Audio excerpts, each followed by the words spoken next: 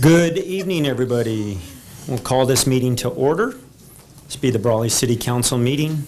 This will be a special meeting agenda today, starting here, obviously at 5 o'clock, Tuesday, May 21st, in the council chambers. Could we have the roll call, please? The minutes will reflect all council members present. Very good. The invocation will be Councilmember Hamby, and we'll have the pledge by Councilmember Sam Couchman. All right, let's pray. Heavenly Father, we gather here once more tonight to try to guide this city, and we ask that your Spirit would be present with us here tonight, that we would make wise decisions that would be right for our city for decades to come. We ask that you would protect our city, that you would protect our law enforcement and our firefighters, and we thank you for the blessings and the freedoms that we have in this country and in this city. Be with us this evening. In Jesus' name, amen. Amen. Okay, ready, begin. I pledge allegiance to the flag of the United States of America and to the republic for which it stands, one nation, under God, indivisible, with liberty and justice for all. Thank you, Councilmember Hamby and Councilmember Couchman. We'll go to our first item on the agenda, which will be item number 1, approval of the agenda. Do we have a motion to approve? So moved. We have a motion. Do we have a second? I'll second that. We have a second. All those in favor say aye. Aye. Any opposed? Seeing none, we'll go to item 2. Item 2 is our public appearances and comments. This is not to exceed 4 minutes, and this is the time for the public to address the council on any items that are not appearing on the agenda. That's within the subject matter jurisdiction of the City Council. The mayor will recognize you when you come to the microphone, so please state your name for the record. You are not allowed to make personal attacks on individuals or make comments which are slanderous or which may invade an individual's personal privacy. So please direct your comments to the City Council. Would anyone like to come up and make public comment? Oh, Joe, please. I would. I have a hanky. I'm good. Uh-oh, wrong pocket.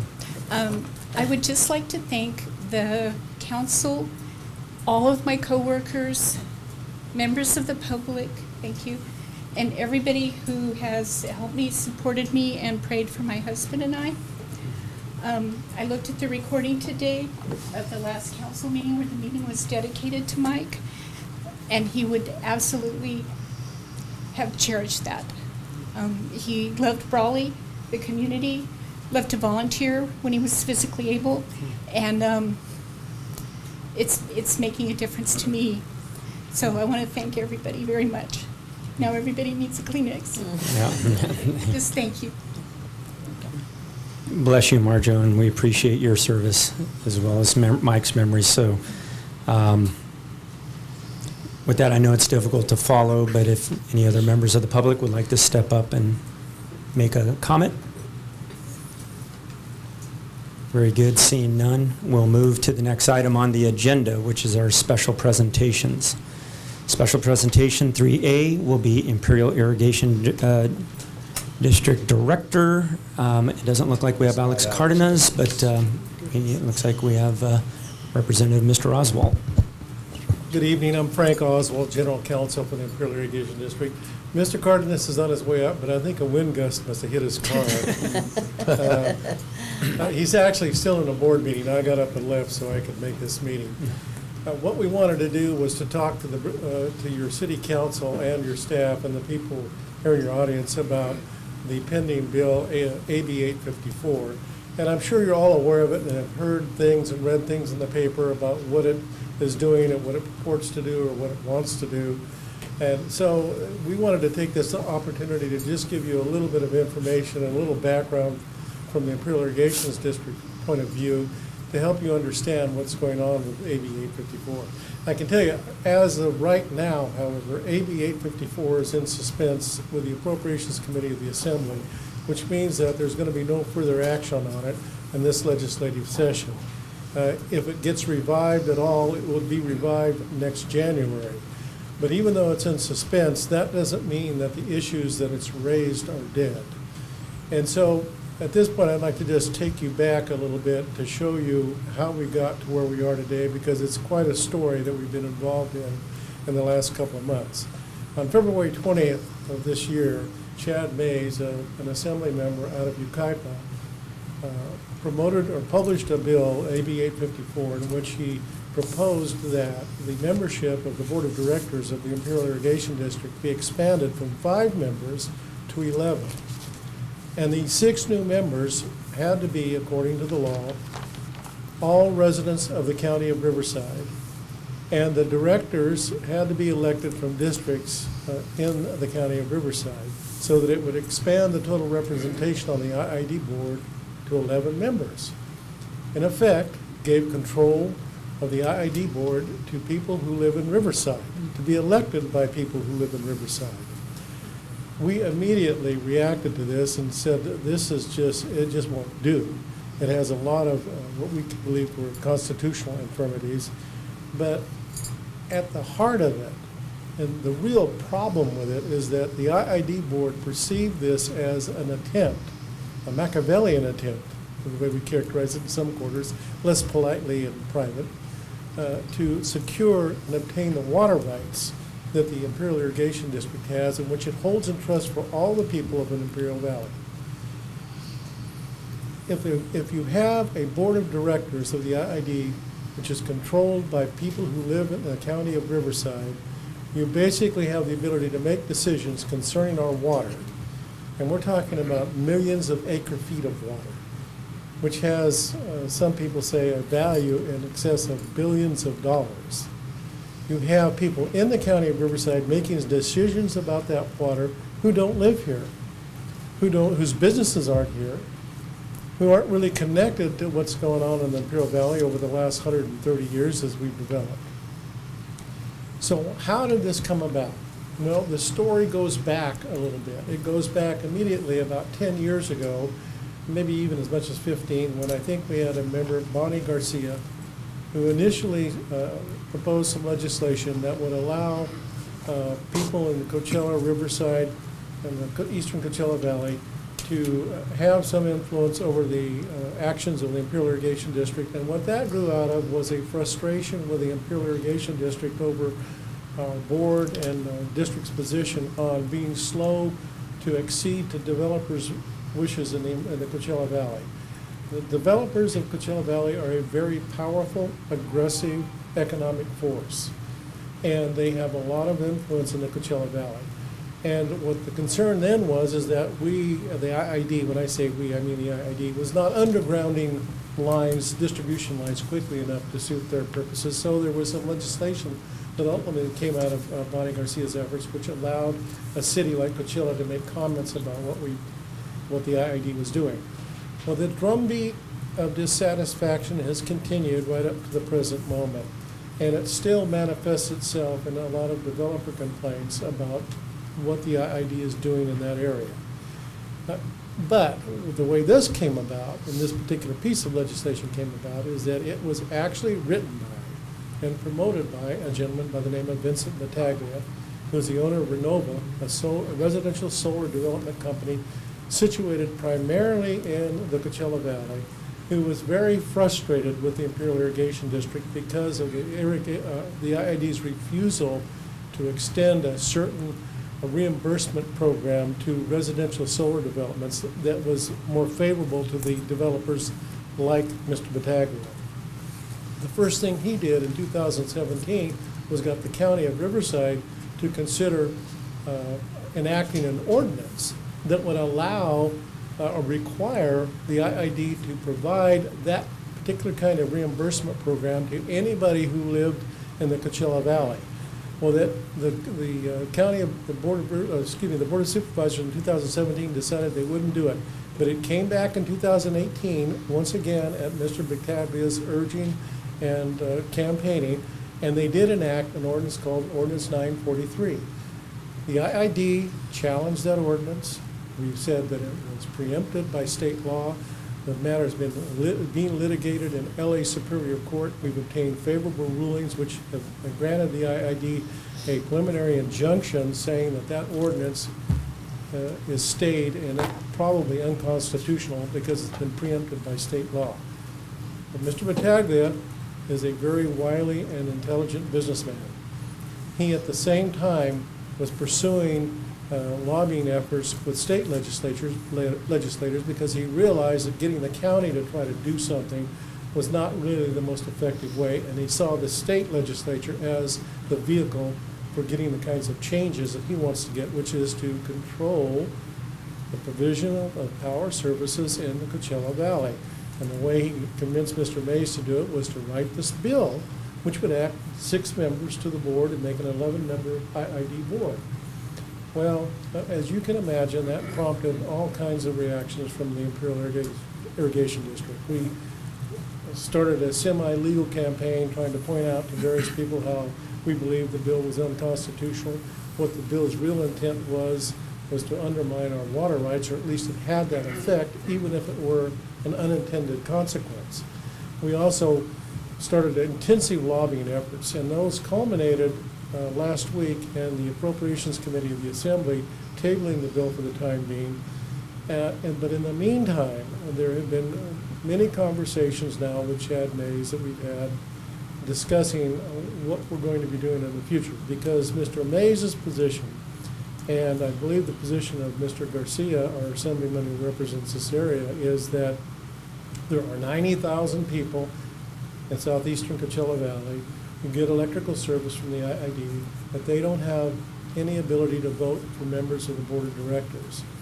We pointed out that, number one, this isn't your classic taxation without representation problem, because what we provide is electrical service, and we charge a fee, and people who get the service pay the fee. It's not a tax, and there are specific provisions in the law which permit the IID to do just that. Notwithstanding that reply, that argument has fallen on deaf ears at the state level, and with most of course, the representatives who represent cities and entities in the Coachella Valley. They've nevertheless continued to push it, and they finally ended, at least for the time being, with a bill being put in suspense last week with the Appropriations Committee. What is happening, however, is that this dialogue and this interest and this demand to secure some representation for people in Coachella Valley is not going to end. It's going to continue. Even if 854 goes away into the night and we never see it again, it'll be back in another form because it has resonated with people. The developers in that area are responding to it and are demanding changes. There are some political organizations that have felt the same way. Although we've had statements of opposition from some entities in Coachella Valley and a number of labor groups and other organizations statewide, the focal point up there is that there needs to be representation on any public entity that would provide power to that particular area. Now, why is that such a difficult and vexing problem? It's simply this. There are a number of reasons why doing what they're asking for through AB 854 basically disenfranchises everybody in Imperial Valley. If you take and grant control of the IID board to people who live in Riverside County, the folks who live here in Imperial County will no longer control and be able to elect a controlling number of representatives on the IID board. Your decisions about power, your decisions about water will be rendered ineffective because it will all be controlled by voters out of Coachella Valley. Why is that important? Well, for example, decisions about how the reimbursement program would work for residential solar would now pass to residents of Riverside County. The folks up there have a far different historical and cultural attitude about things like that than the folks here in Imperial County. There's a huge difference in our culture and in the way our societies have developed over the years. And if you want to understand that, it's a pretty complicated historical perspective, but it goes all the way back to 1930.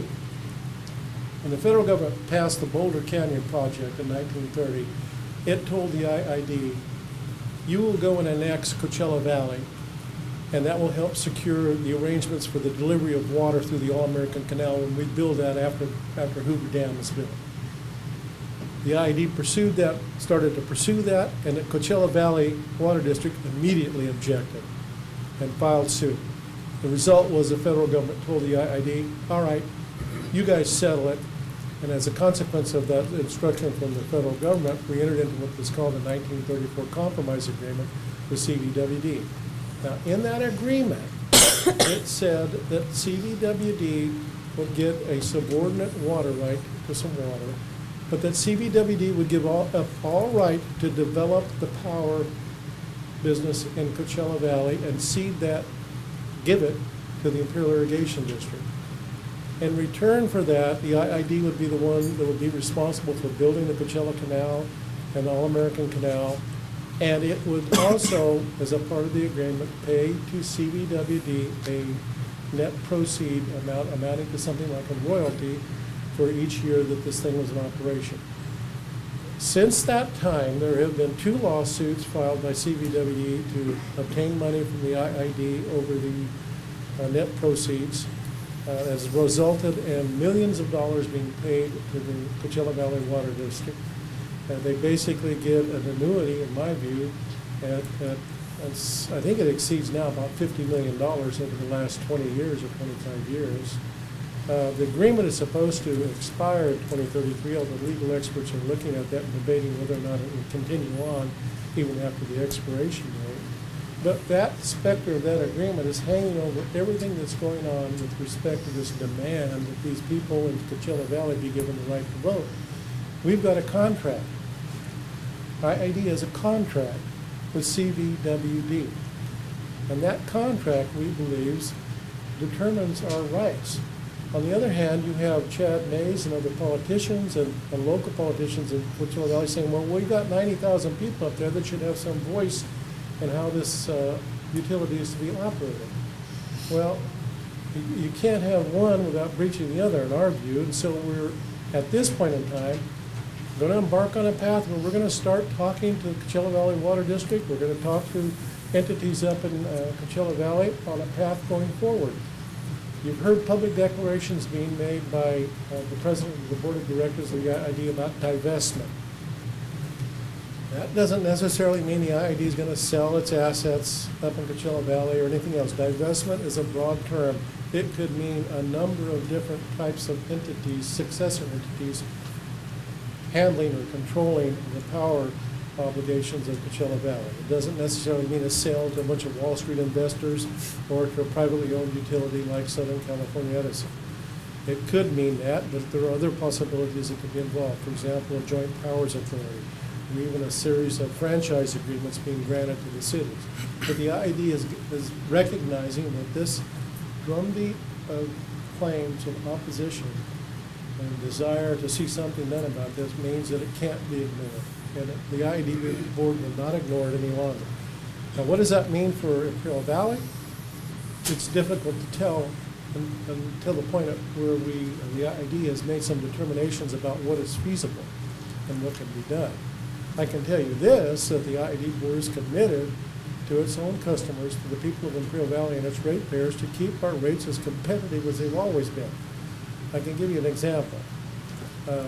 If you go down Washington Boulevard, south of Interstate 10, when you drive up there, on the west side, or on the left-hand side as you're driving south on Washington Boulevard is Bermuda Dunes, and on the eastern side is Palm Desert. Well, the eastern side of the street belongs to the Southern California Edison territory. The west side is the Imperial Irrigation District. If you're a typical home that uses about 2,000 kilowatts of energy per month, if you're in the IID service area, you'll pay about $238, $240 for that month's electricity. The very same house directly across the street with the same number of people using the same amount of energy would pay Southern California Edison more than $500. So there's a huge, huge difference in the way the two utilities approach. And it's understandable because the IID is a publicly owned utility. It's committed to the people it serves to provide power at its cost. Southern California Edison is a private for-profit making entity. It has a very different outlook on things than it does in terms of the service it provides to its particular ratepayers. Now, just to kind of wrap it up, the voting rights issues are really some of the most intriguing things that are create difficulties with this proposed legislation. If you were to establish an 11-member board with 6 of these seats being held by Riverside residents, you've diluted the votes of every voter in Imperial County who now have the ability to elect all the members of the ID board. Once that happens, although everybody in Imperial Valley is just gone in terms of its effectiveness. It's a vote dilution problem. We think it's unconstitutional. The other thing is, and it's one that we're raising right now through some specialty firms, is that there's a racial and ethnic difference in who we represent. IID Imperial Valley communities are 85 to 90% Hispanic. Riverside County is 49%. The outcomes, the voting outcomes of those different kinds of populations are absolutely a classic case for voting rights lawsuits claiming a disparate impact on minority groups. We're saying we're way different than the folks up there. And another problem with it is the right to association. If you stop and think about our history, for over almost 100 years, the IID and the Coachella Valley Water District have been at odds with each other over their relationship. The community up there is developed differently than we have. For example, if you drive anywhere in our territory here at Brawley, El Centro, Plexico, how many walled compounds with golf courses inside them and multi-million-dollar homes do you see? None. You drive down Washington Boulevard, I guarantee you, you're going to start hitting La Quinta, you're going to be hitting the Hideaway, you're going to be hitting Madison Club, the Palms. There's a completely different socioeconomic status and stratus up there, completely different than what we are. We are different. We don't have the same interests here that those folks do up there. And that's reflected, and it has been reflected in our ability to control our own destiny. But this threatens the very control of the ID, and we say that is another basis for objecting to what's going on with this. How it all comes out, see, Mr. Cardenas is here. He's a better prognosticator of where it's ultimately going to end up. I do believe there are changes coming. What the shape and the manner of the changes are going to be, we don't know yet. We want to make sure that before any decisions are made, everybody, every stakeholder, every city council in Imperial Valley and Imperial County is going to be part of the discussion. We're going to have outreach programs. We're going to be talking to people because it can potentially have a profound effect on the way our life is conducted. I can sugarcoat this thing to you, but I can't really sugarcoat it and say that it won't have that effect. It may have it. We're working as hard and as diligently as we can to avoid any problems, but we know that this particular issue is not going to die even if AB 854 never sees the light of day again. Mr. Oswald, thank you for that presentation, and I was pretty impressive without a teleprompter. It sounded like you don't remember that at all. If you don't mind, in case we do have questions, Sure, would Director Cardenas like to step forward and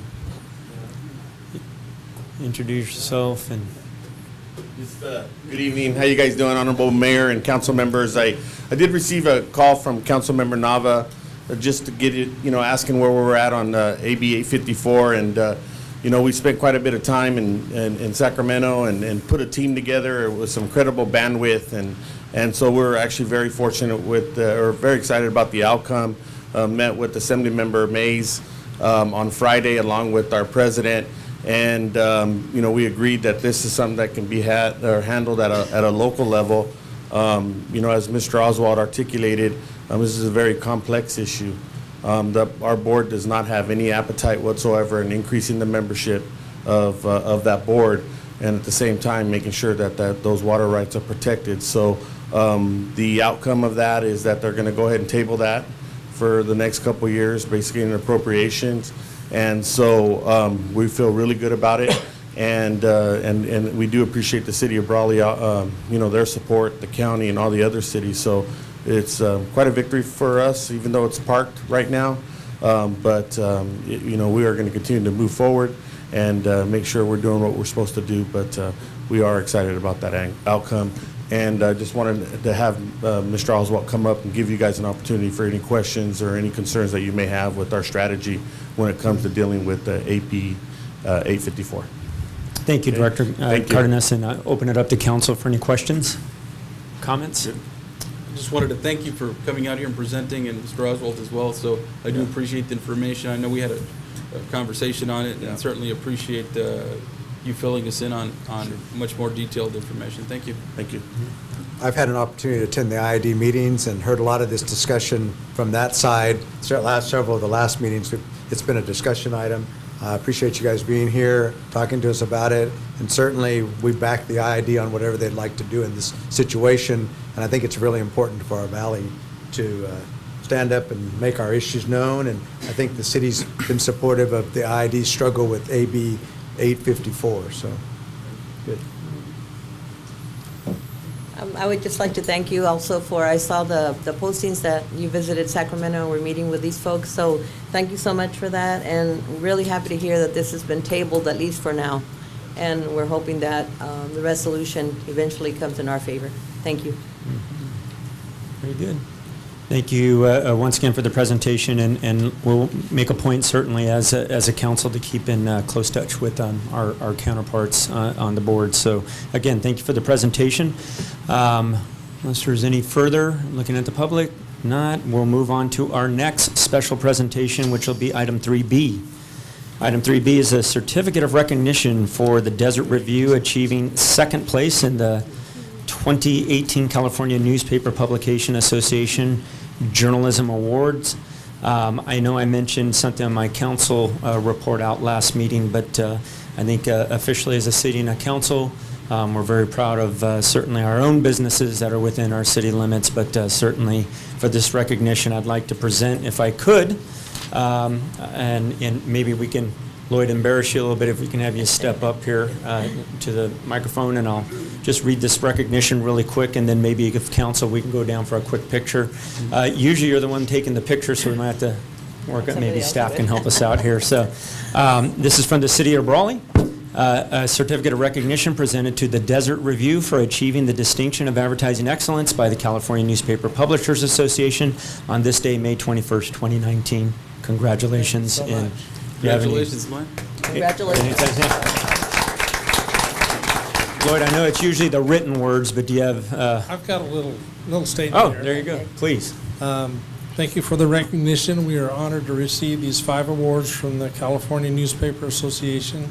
It was a team effort for the Desert Review. We have our Desert Review, the Desert Review Sports, and the Desert Kids News, and all 3 got awards. So we got 5 awards total. I won't go through each one of them, but one of them was an in-depth reporting story on the IID. That was Betty's. And then they're all important awards, but the most important is the Public Service Journalism Award we received. This is what the Desert Review is all about. As a locally owned community newspaper and publication of record, our job is to inform the public. We take this job very seriously, and the Desert Review is performing a public service. We work under and are protected by the First Amendment of our nation's Constitution, and we're a community-based journalism company. And thank you again for the recognition. Very good. Thank you. Council can join me. And Lloyd's writing his own story as he speaks, too. He's like, hey, yeah. Yeah.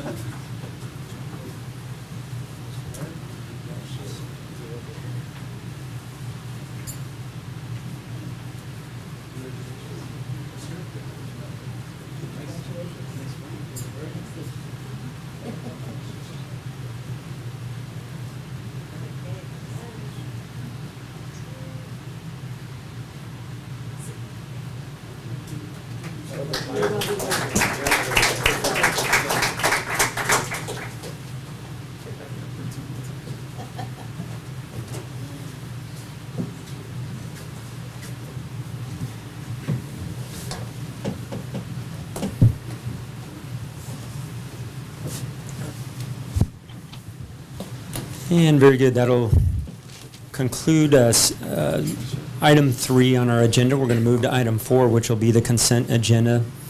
That agenda items are approved in one motion. City council members or members of the public may request consent items to be considered separately or as a time determined by the mayor. Do we have a motion to approve the consent agenda? Make a motion to approve the consent as written. Do we have a second? I'll second. All those in favor say aye. Aye. Any opposed? Hearing none, we'll go to item 5. Item 5 is a continued action following the Latigo Ranch condition modification public hearing. So this is, just to be clear, is not a public hearing which was opened and closed in a previous meeting. This is a continued action as requested by the applicant at the time. So item 5A will be a discussion and potential action regarding the modification of conditions for approval for Latigo Ranch TM05-01 major subdivision map submitted by Brawley Investment Ventures LLC. Backup materials are on pages 42 through 142. And maybe just to get started, do I have, Rosanna, will you frame up this item as we move to discuss and take action? Thank you, Mayor Wharton. We do have copies available for any member of the audience. It's a complete packet, including the minutes that were approved as part of tonight's consent agenda. So as Mayor Wharton noted, a public hearing was held before the Brawley City Council on April 2nd. At that time, a number of topics were discussed by the City Council, and included in the backup beginning on page 42, you will find all of the materials with reference to this item. If you turn to page 47 of that report, you'll see a summary of what took place on the 2nd. In short, amendments were proposed to conditions of approval numbers 3, 18, 19, 20, and 21, and a series of additional changes were considered with reference to condition 3, 18, 19, 20, and 21. As Mayor Wharton noted, at the applicant's request to delay action, this item was continued ultimately to this date. And since that time, the Imperial Irrigation District had the opportunity to meet and take action on a request that had been presented by the City of Brawley to IID to provide assistance with undergrounding of the Best Canal. So on April 30th, the IID board, after a number of prior discussions that occurred at public meetings of the body, took action to undertake a joint endeavor with the City of Brawley and proceed with a 75-25 match with the city for Phase 2 of Best Canal undergrounding. So we're very pleased to have had that opportunity to be heard by our partners at IID, and you'll see on the bottom of page 49 a reference to a pipelining cost that's estimated by IID at approximately $1.8 million. That 75% match takes it to about 1.4, with the remainder contemplated for the city to provide that local match. Because the city is currently undertaking a CMAQ funded improvement for the first segment of Wildcat Drive, and undergrounding is necessary for that first segment to be accomplished.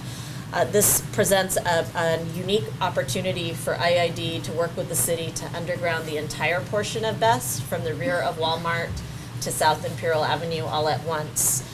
We look forward to receiving additional communication from IID. We continue to be in talks with them about what that will look like, and have every expectation that the pipelining work will occur all at once. So that was a critical question that the council was grappling with as it considered the request for condition modification, because it was unclear at the time of the public hearing whether or not IID would favorably consider the city's request. So at that point, if you have any further questions, happy to answer them. But I believe this item is ready for potential action this evening.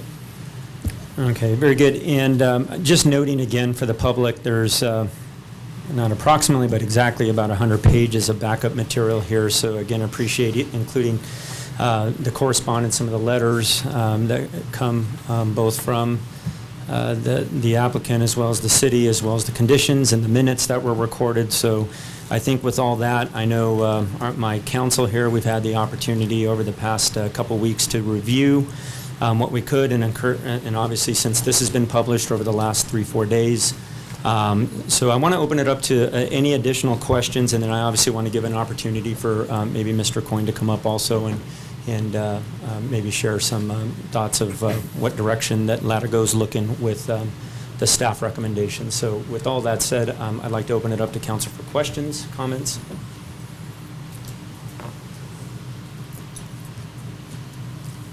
No, I don't have any questions. I know that we've reviewed the material.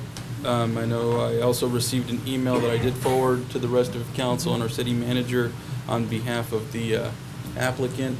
Hope everybody had an opportunity to see that, so I don't have anything else to add. Maybe I'll kick off with this then. I still obviously see some disparity between staff recommendation and of course what, the applicant's looking. So maybe if we give the opportunity to Mr. Coyne to come up and comment. I think there may have been some engagement. I know I was not necessarily one of them in the past couple of weeks, but I think even some of the council members had an opportunity to go view the site.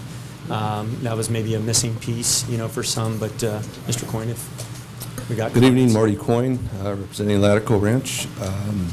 Did have a chance to, since the last meeting, I believe was April 2nd, and after going through everything, by the way, I want to say congratulations on the ID. Everybody put forth a lot of effort to cover the public safety part, and I know that was a major concern of not only the citizens, but of course the council. So after April 2nd, of course, we sat down and internally and looked, and we felt we covered, especially with the ID getting on board underground the canal, we covered the major issues, Wildcat Road and the timing.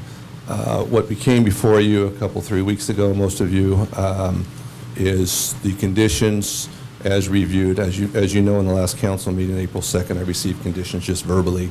And of course, after going back and studying them, I decided it couldn't work. So if you look to, which wasn't mentioned by city manager, page 134 is the conditions that are proposed.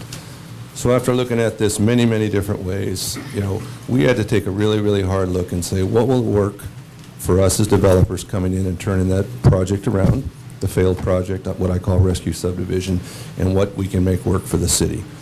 I felt we covered the meat and potatoes pretty much with that presentation and proposal. Is the most important parts was giving support to the city on coming up with some funding on the split difference to help undergrounding the entire canal, 1, and 2, Wildcat Road, which appeared to be a regional concern not only by local residents out there, but also everybody in the area, access to Walmart without jumping curbs and roads and dirt roads and going off-roading to get there from the east side of town. And then the smaller items, which you had heard my term before, road to nowhere, Legion Road, Western Road, going in at a later date. So, sometimes the best deal, of course, that sometimes happens is when you don't get everything you want. And we're not getting everything we want, and we know the city's not getting everything they want. But when you can walk away from the table and accomplish something that benefits the public, benefits the city, all of those great things, and then it's probably a pretty darn good thing. What I wanted to try to avoid, because this has been going on for almost a year, as you can see, we have 100 pages of work done by all of us, is come up with something that I'm really before City Council tonight to ask to approve or deny the project. Gone back and forth with staff, with understaff, and some of the things that have come up, but we believe it is covered well. The track record that we have. Let me make sure I don't have any other notes. And the other thing that's really key is we talk about risk, we talk about all those kind of things. In order for me to come up with the funds for that 25% share of that $1.8 million, in order for me to put in Wildcat Road, in order for me to put in that Dogwood, we need to pull permits, we need to sell some properties. But one thing, when I say we don't get everything that we want, the way I see it and the way I'm proposing it is the first $2.5 to $3 million of income revenue from the sale of those 95 finished lots that are there will go 100% towards putting in Wildcat, dogwood improvements, and the $500,000, $500,000 to $600,000 that have to be spent on the 25% share on behalf of the city. So talking about having skin in the game, first $3 million committed in, talking about risks, let's say we take a drop in the market, or we run into a 2008 again, and hopefully not, building would cease. The city would have $3 million over the improvements, and whenever that project could start up again. So I think it's very favorable for the city. It's probably as good as it's ever going to get, but I have to ask you tonight, if you look at my presentation and proposal on page 134, that is our final presentation, and should the council vote to approve my proposal, my final proposal on page 134, we are ready to move forward and begin the process of how do you call it, revitalizing Latico Ranch. I know all of you have invested a tremendous amount of time, as we have, 12 months in. It's been a pleasure to get to know all of you as I've gotten to meet you individually. And one thing I've noticed is the love that you have for your community in the city of Brawley, and speaking to all of you and making sure that everything is done right. And then to go further on, just kind of in closing, this project truly will be a private-public partnership in many ways. And the most important part is bringing new revenue into the city of Brawley. And we say revenue, whether it's more people coming to town in sales tax, or revenue to your water and sewer plants, or revenue to the building department, we feel it's going to make a big difference. As we all know, there's been 12 years of blight out there, and could be another 12 if we don't get on board and do something with it. We're going to be cleaning up the blight. Some of you did take a tour and drive through in the area, and we pointed out some homeless that are starting to move in some of the areas out there. Without a doubt, increasing your population, we all know that it creates opportunities for retail. And I know at the end of the day, that's what you want. And we hope this is just the start of a long-term relationship with the city of Brawley. We'll also be adding jobs to your community. And the most important part is completing that regional roadway that we've heard of from your residents and undergrounding the canal. So with that, I'm here to ask that the council take notice and approve my page 134. That can be drawn into a development agreement, and we are prepared to move forward. And we are looking forward to accepting the challenge of that project. As most of you know, we've accepted other challenges in Imperial Valley, and make something of it, and hopefully something that the city will be proud of. And answer any other questions if you have any. Thank you, Mr. Coyne. Back to council. Any questions? I don't know that I have questions, just a few comments. I think I've spoken with some of you here and certainly out in public about my feelings about growth and what is good growth and what is growth that's not great for the city of Brawley. And this development I would have characterized as sprawl when it was first started. And I don't think sprawl is a good thing for Brawley. We have a lot of needs within the envelope of our city for infill and redevelopment of properties that are now vacant. However, I recognize that there are 18 homes that are out there,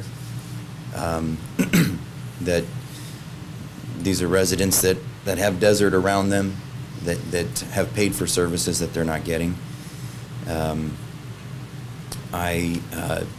I also know that we've gone back and forth for this many months, and I hope that you understand that that's because, we've been bitten several times with these kinds of developments, and it's not that we don't trust you or any particular developer. It's just that when you've been bitten a few times, you become shy.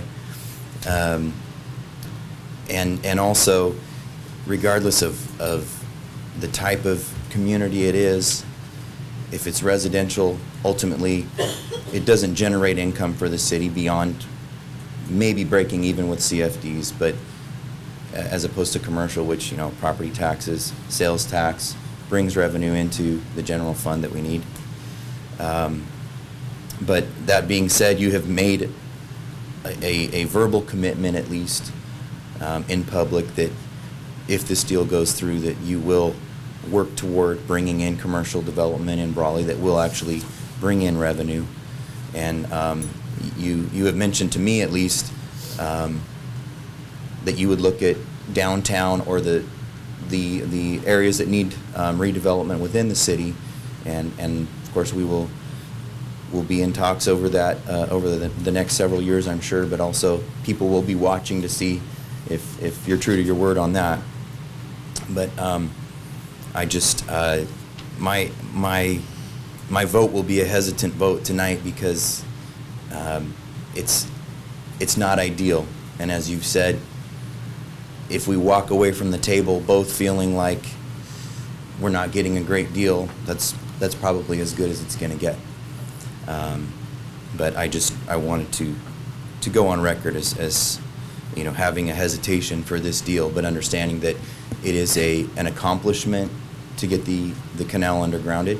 I appreciate you making the effort to make that happen, and I know that there probably aren't very many people in the Imperial Valley that have the ability, the strength to make that happen, to leapfrog that project in a way that we're ahead now to get this project done ahead of other cities that were in line.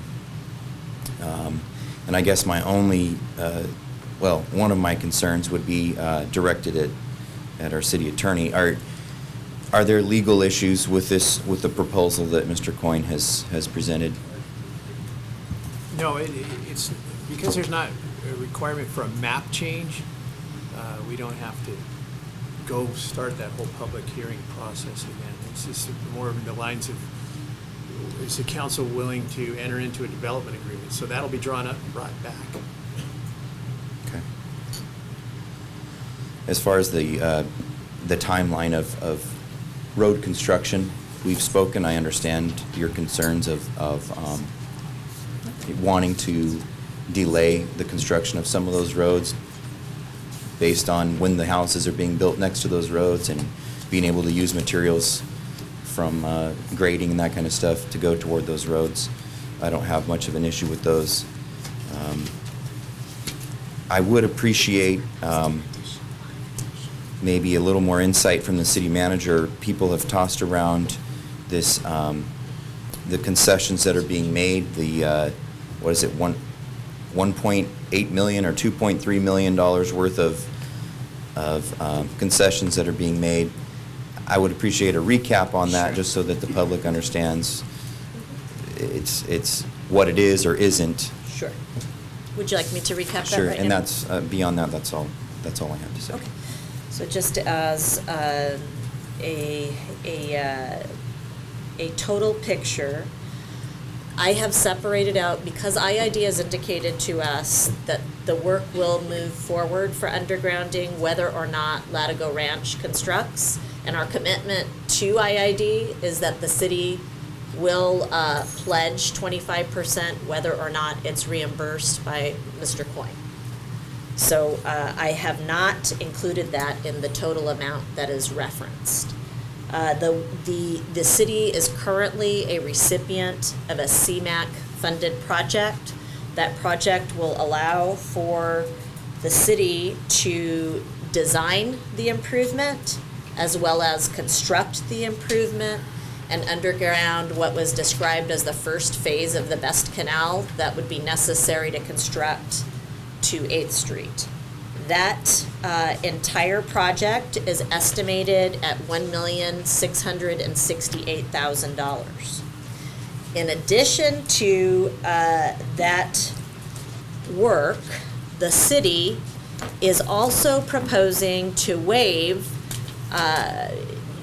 impact fees associated with the streets portion of the development impact fee, which is $1,800. It's set by our Nexus study at $1,800 per residential unit, and for the 250 units under consideration, it amounts to a total of $450,000. So you add the 450 to the 1,668, and then in addition to that, the city is also working with IID on that joint project, that the IID portion amounts to $1,386,675, and that excludes the 25% match. So if the city were to take on that project in and of itself without a developer on board, we would pledge the remainder 25% and seek reimbursement at a future date. So in total, the value of the improvements is approximately $3 million, and the option to not collect on streets-related impact fees because of Wildcat being constructed as a condition of the project and it being of regional significance would amount to a little bit under $500,000 in addition. So in total, about 3.5 million. And I want to also note that included in Mr. Coyne's communication on page 134 proposes an additional 265,000 in relief. That at the staff level we have repeatedly expressed concerns with, because we don't see park facilities being constructed as a part of this project. And there are clearly needs that will be evident in our Parks and Recreation system by the increase in population and the facilities that are accessed as a result of them. I might point out to you, page Okay. 50 breaks that down in writing for you guys. Yeah, sure. Just a couple of comments. I've done the tour of the area. I'm kind of familiar with it. We know we have an island of development out there that we need to do something about. I guess my concern a little bit is that there's $3.4 million that's going to be some money that the developer can utilize, I mean, that's a savings to him or an expense that he does not have to incur in many, many ways. To me, I worry about the use of public funds for development to begin with, and if we utilize too much public funds for development, then I think that's a problem. And I think it's a problem for our city budget, but it's also a problem for the taxpayers of the community. Now, the $3.4 million, I certainly can go along with that, and I can agree to that stipulation. I'm not sure I would agree to give any more money for this development in its present form. I think a lot of the things that I see that the developer wants here are related to starting and stopping points, and when this is done, when that is done, when occupancy occurs, when it doesn't occur, when roads are created and everything. And I'm hoping that we could reach some kind of an agreement on that. I don't know that we can. I think that the development makes sense to me. It's an important development, I think, although it does not bring in the money that a commercial development would, and it certainly, by the time we recover, say, $3.4 million in taxpayer money due to increased sales tax and everything, that's probably many years down the road. So I see that as an issue. I think overall I would like to approve the project, but I do think that it has to be approved with common sense and with a viewpoint to protecting the taxpayers' dollars, along with seeing that the development is successful and able to go through. So I think there's going to maybe, I don't know if that's possible or not, but it appears that there needs to be more discussion about it, and I don't know that that's possible. I think that we're going to have to make a vote here, and whichever way the vote goes, I think it's a good thing, but I also think that the agreement as it currently sets with staff recommendations is a good agreement for the developer. With $3.4 million that any other developer would have had to come up with, and by making that available to this developer, I think that puts them in a good position for the development of this project. Now, I'm not a developer, so I can't speak from their side. However, I know what we're putting up and what we're giving up, and so What are we giving up? What are we giving up? Because I'm not. We're giving up $3.4 million in taxpayers' We're not money. giving up $1. Actually, we are. If you look, it's Actually, only, we if you are. look in the No, we're original not. write-up, Yeah. it's $2.1 million. Well, It's if I I think don't, we need to clarify. Yeah, there needs to be a Yeah. lot of clarification, because the statements you're Please. making on behalf of council are that we're giving out millions I'm of not dollars, which making we're these- not. Excuse me, I'm not making these statements on behalf of council. This is a personal statement that I'm making Okay, here make that clear. as a council member, as we all do here individually. I will say that it's taxpayer money. The $3.4 million is taxpayer money. If we collected those fees, that would be money. We're It gonna comes into speak- to the city as Yeah. taxpayer We're money. gonna- I've got to We say don't have that. 3.4 million in fees that are being collected in taxpayer It- money. it- If it's a public utility that owns a canalway and they're undergrounding it, whether or not that developer, it was just stated, whether or not he develops, it's still going to be paid with taxpayer money on a public utility. It's still So- funding, though. It's funding from public money. Sure. And I think we need to understand Whether that. we approve his development or not, how is that his responsibility? It is not his responsibility. However, if IID is not putting up that money, who would have to put up that money? Who would be putting up that money? It could be you, Sam. The developer would undoubtedly have to put up that money. Or the city if there was a lawsuit. Or the city, possibly. Mr. Nava, let's do this. Your point, I want to make sure you get an opportunity to finish, and we're going to keep going around, so everyone will be heard, and then we'll go from there. So- I want to approve the project, but I do have some concerns, and Okay. I'll leave it at that. Okay. Okay? We all do, sir. Councilmember Nava. I pass. Okay.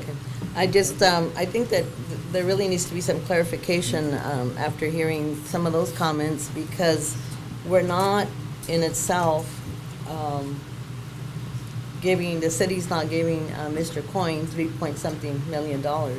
We have the IID that's funding the undergrounding of the canal, and then we have a grant that's funding that other project for $1.6 million, CMAQ. And so the only thing that I heard that we're agreeing to, if we agree this and pass this, is that the impact fees on the $1,800 per unit, which amounted to 250 homes, $450,000. Yes, ma'am. And the agreement is that we're doing that because Mr. Coyne is agreeing to build out the Wildcat Road that he's constructing. Is that true? Basically, Is that pretty close to? What is We're maybe not clearly understood is that if the city didn't prepare the incentive package, it would have been the responsibility of the developer. So Okay, but what the city could do, if there were no condition modification and it just went Yeah, but as we're is, you already got the that, so city I don't know why we're could going backwards receive to 3.4. reimbursement for every dollar that it has either pledged in local match, which the CMAQ grant has a local match of $116,000 and a $660,000 excluded costs for the IID canal undergrounding that we're still going to bear with local funds. Those amounts would have otherwise been devoted to other projects. So the amount of $2.1 million, excluding the IID portion of what they took action on April 30th, the city is foregoing $2.1 million. But 1.6 million is a CMAQ grant. No, incorrect. The CMAQ grant is $892,000. The local match for the CMAQ grant is $116,000. The Best Canal undergrounding, it's an excluded expense associated with the grant, is $660,000. And what we're forgoing to collect and assess is the streets portion of the impact fees for $450,000. Yes. If they're all built out. Yes. Yeah. Right. It's $1,800 per But we're dwelling. not in essence using over $3 million to either give to Mr. Coyne to deliver this project. The city, with no action taken, would have the ability to, as it does any developer, to collect on a per-unit basis. There would be basically a calculation undertaken so that every dwelling constructed, there was a reimbursement. So that's what the condition modification would achieve, is that the city won't seek reimbursement for costs that it's undertaken in the name of Okay. the improvement. I would just like to state that I do feel that this is an important development, and we've been talking about it, like you said, for about a year, and I'm ready to support the project to move forward. Thank you, ma'am. I think one statement I would like to make is just the fact that we don't have developers knocking on our door. There are not people that are willing to invest such a large amount of money, and if it takes some creativity to get to that finish line, I'm open to that. You know, with respect to giving away public funds, I take exception to that because it's not giving away public funds, it's undergrounding a canal, and if we're making an exception of anything and reducing the impact fees and giving a credit of $1,800 per dwelling unit, that I can see some objection. But then again, we have a blighted area. If you've driven that area, it's in terrible shape, and it has been. You also have residents that live out there that have had to deal with that for a decade. And so we're in a position now where we do have a developer who is local. Are we completely satisfied with everything as a council? No. Is he completely satisfied as a developer? No. Is it in the betterment of our community? Yes. There's been comments and statements made with respect to we won't get our money back. Well, I disagree. You have people that move into a community, you have households. If you think of it this way, somebody's earning $100,000, $120,000, $150,000 in a household, and many people live paycheck to paycheck, many people have very limited savings, but they're spending their money. Most people spend their money locally. You know, maybe their house payment is going out of the area, but a lot of what they spend is here, whether that's on groceries, on gasoline, on vehicles, and other things. They spend it here locally. So those are the things that attract commercial development. And so without those households, without those residents, it's going to be very difficult to attract any future growth. We talk about downtown and those sorts of things. Yeah, that's very important, but we also have to focus in on the fact that people need places to live, and if they don't have those places to live, it makes it very challenging for commercial development to take place. We all see that, and we know that. And so those are my points. I'll leave it at that, and I'm supporting the project. Thank you, and I want to thank my council members. Remember, this is the democratic process at work, and this is what it's all about. We've had plenty of discussion. So, and I do appreciate all my council comments. That's again, as we make these decisions, it really shares with the public that we've invested quite a bit in this. As we do, I hope everyone believes all our decisions. So, with that, my summary is simply, I think we got to be really careful about how we characterize use of any public funds. So I want to be very clear on this. I do not look at some of the potential advantages or incentives to this project as being some kind of giveaway. There's many components of this that, whether it was Mr. Coyne or another development, or frankly any other project that could be looking at the city, I think we would take just as hard a look at and work just as hard. So frankly, I appreciate what staff has been able to do, what in this case the developer, Mr. Coyne's been able to do, and really us as council have been able to do to get to this point. And we have a point here, we have an opportunity to move forward. It's either going to be yes or no. And I think all of us have outlined, I'm not going to belabor the benefits, I think we've done that. I think the concerns are all valid. We've raised many of them already before. So let's be clear about this in terms of all of the components and elements of what's being proposed or what might be proposed here. It might be a hybrid of what staff's approving, but I bear in mind something that Mr. Coyne said. As a business person, either a project is projected, there's a risk involved. He may or may not win. Just as every other developer, we've seen that in the past. Many have come and have had, maybe their timing was off, maybe their product wasn't right, whatever the case may be. There's a huge risk in coming in and doing something like this. I think for the city's part, it's been articulated to us over and over. We're either growing or we're contracting. And this is an opportunity to grow. We talk about Main Street. If there was something we can do that was near as creative as this to get Main Street turned around, I bet we would do it. So again, this isn't the beginning of the end. This is the beginning of something new, of much more of what could come. I'm plenty satisfied. We have analyzed this. We've done our due diligence. So what I would like to do is obviously stay open. Are there any other comments or discussion amongst council? Because what I would like to do is open up to a potential motion here. We can go motion, hopefully get it seconded. If there's further discussion, we can certainly do that. We have a member of the public that wants to make a comment. I'm hesitant to do that because we've had hearings, we've had comments. So unless there's new information, I'm not necessarily looking for. The city manager has a question. Yeah. Mayor Wharton, I wanted to note that the materials that can be found in the packet that represent a final request to the body on page 134, there are many elements that are contained in it that are echoed in prior documents and submittals from the developer.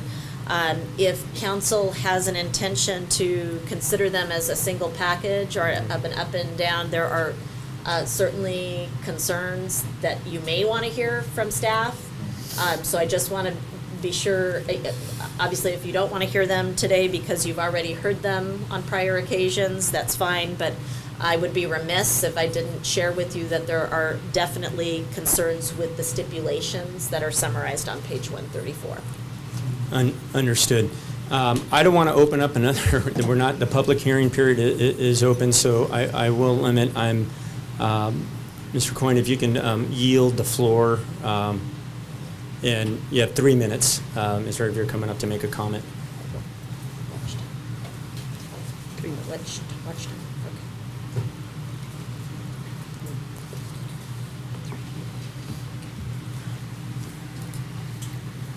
I'll try and be brief here. I just want to begin by talking Your name for the record, sorry, please. Brooks Hamby. I want to talk about what makes Brawley a distinctive and unique community, how this project applies, and to impress upon you that the original plan of Brawley is responsible for the quality of life we enjoy here and the sense of community that's unique to this town. We enjoy Imperial Avenue, where you can walk down the California palm tree lined street past the beautiful Sacred Heart Church and look to the grassy and shaded plaza, across the Spanish Fountain, through the arch, revealing our gorgeous and historic octagonal post office.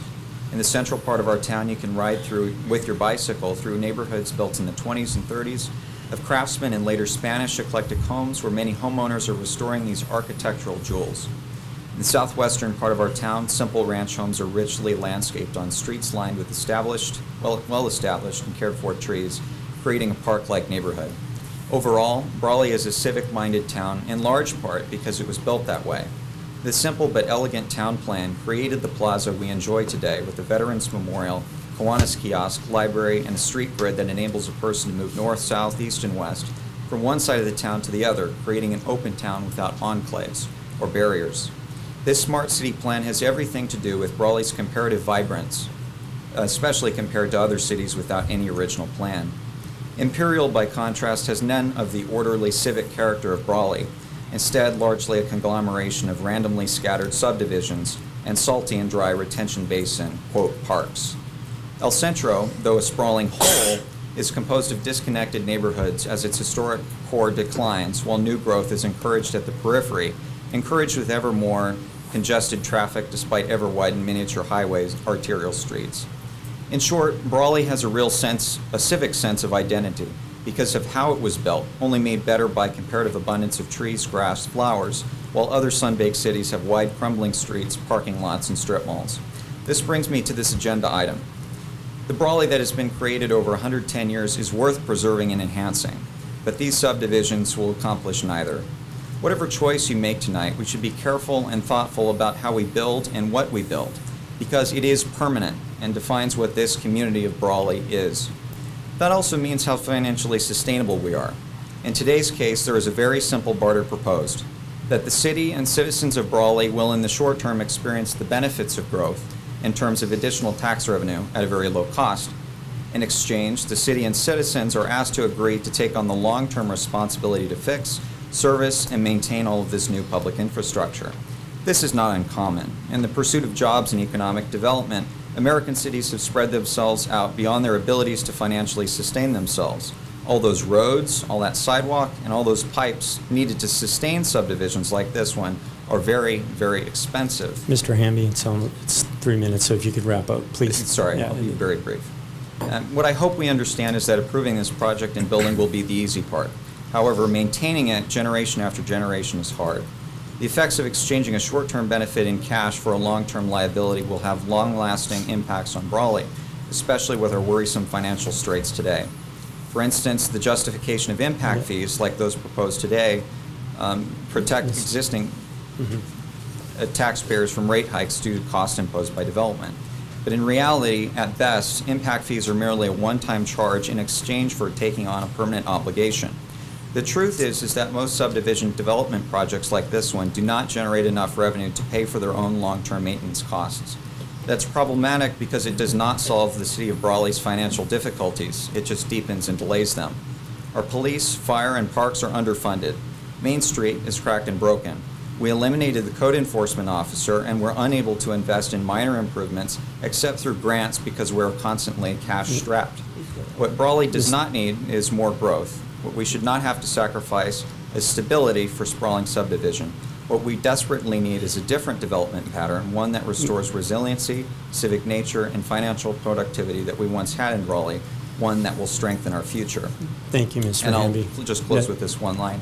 In conclusion, in the long run, development of this sort often consumes more resources than it contributes. There's a real difference between a town and a development.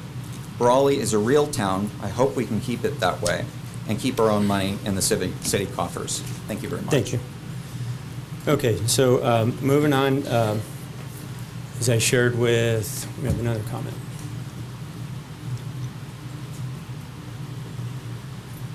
I'll be quick. Katie Luna, Brawley Chamber of Commerce.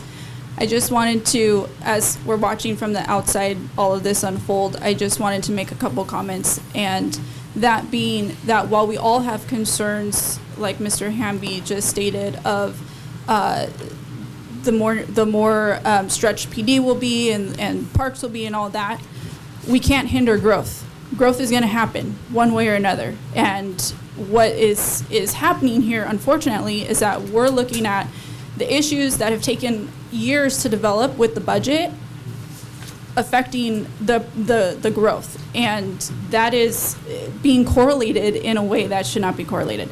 And then another point to consider also is that if Mr. Coyne did not move forward with his development, the CMAQ funding project would continue, because that was sought irregardless of this project, is my understanding.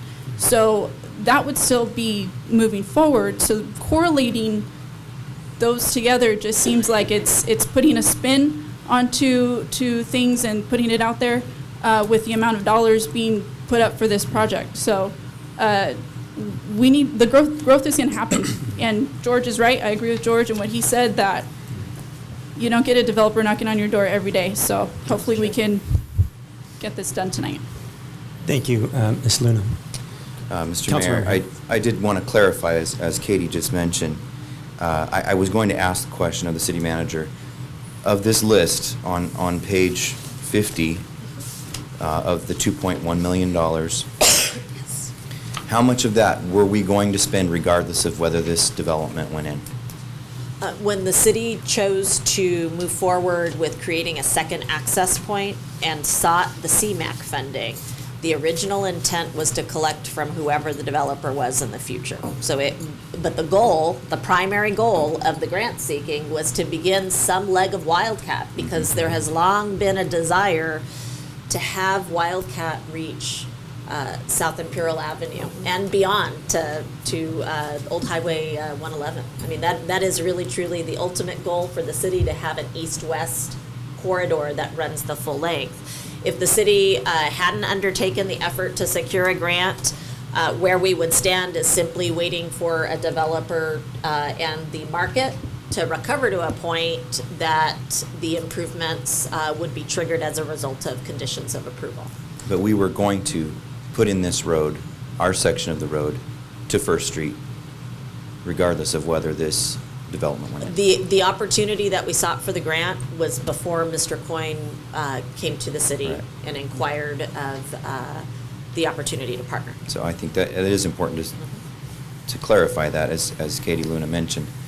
Also, in regards to growth, good growth and bad growth, I do want to say, and I've said this publicly, that the fact that this is middle income housing, it'll be property tax paying.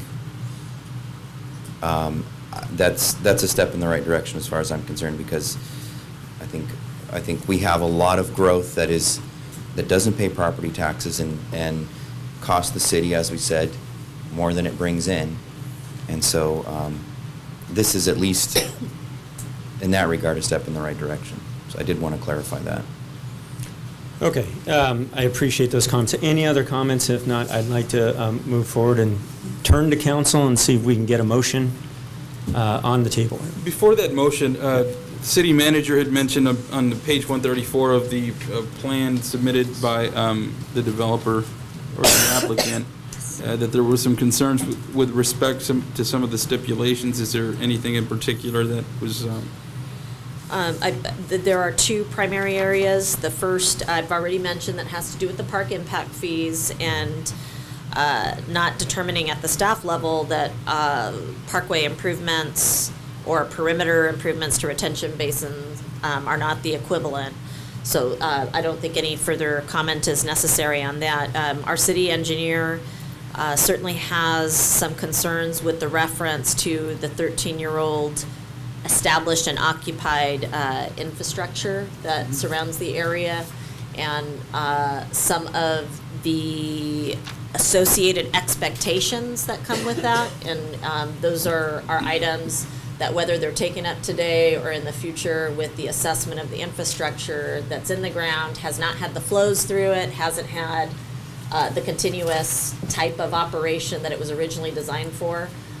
Those are infrastructure concerns that either the city will be left with providing a remedy for, or determining whether the developer has an obligation, since the city has not yet accepted that infrastructure.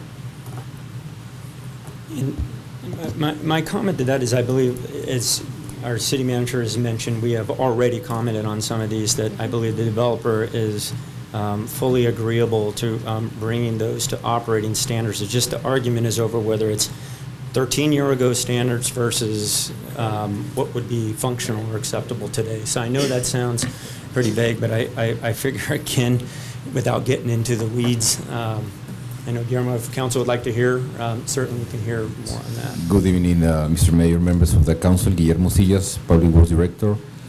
On the same item that the city manager mentioned, even, sorry to say it, but even if you approve what is included on page 134, it is not possible. So it doesn't exist a standard that can measure a piece of material for 13 years or 10 years or 1 year. It doesn't exist. It's either pass or fail. So even if you approve it, it is not possible to do it in the field. A hydrostatic test or an air test is a test with no time in consideration. So in other words, that clause that is included is not possible to achieve. Another comment that I would like to make on item 6, you have to be careful about the language that it is included, because it says that at the beginning says that the applicant agrees to fund the 25% for the IID undergrounding, but later on it says that he agrees to fund the required funds up to the sale and escrow of the first 50 lots. So meaning that at the time of the development agreement signature, there won't be any security for that purpose until he sells 50 homes. So at the signature of the development agreement, there's no security or bonds for that money. So you have to read carefully the language, because it appears to be like simple, but it's not. Every single word counts. Similar to the item number 3, the definition of what the developer is looking when he says that the city council shall direct city manager and staff to be responsive, fair, reasonable, and flexible to the needs of the applicant. So what's the meaning of that? Any further questions that you may have? So in regards to the item about the 13-year-old established and occupied subdivision, it's a pass or fail, as you said. Correct. And there will be ongoing tests for the infrastructure, the sewer lines, water lines, storm drains.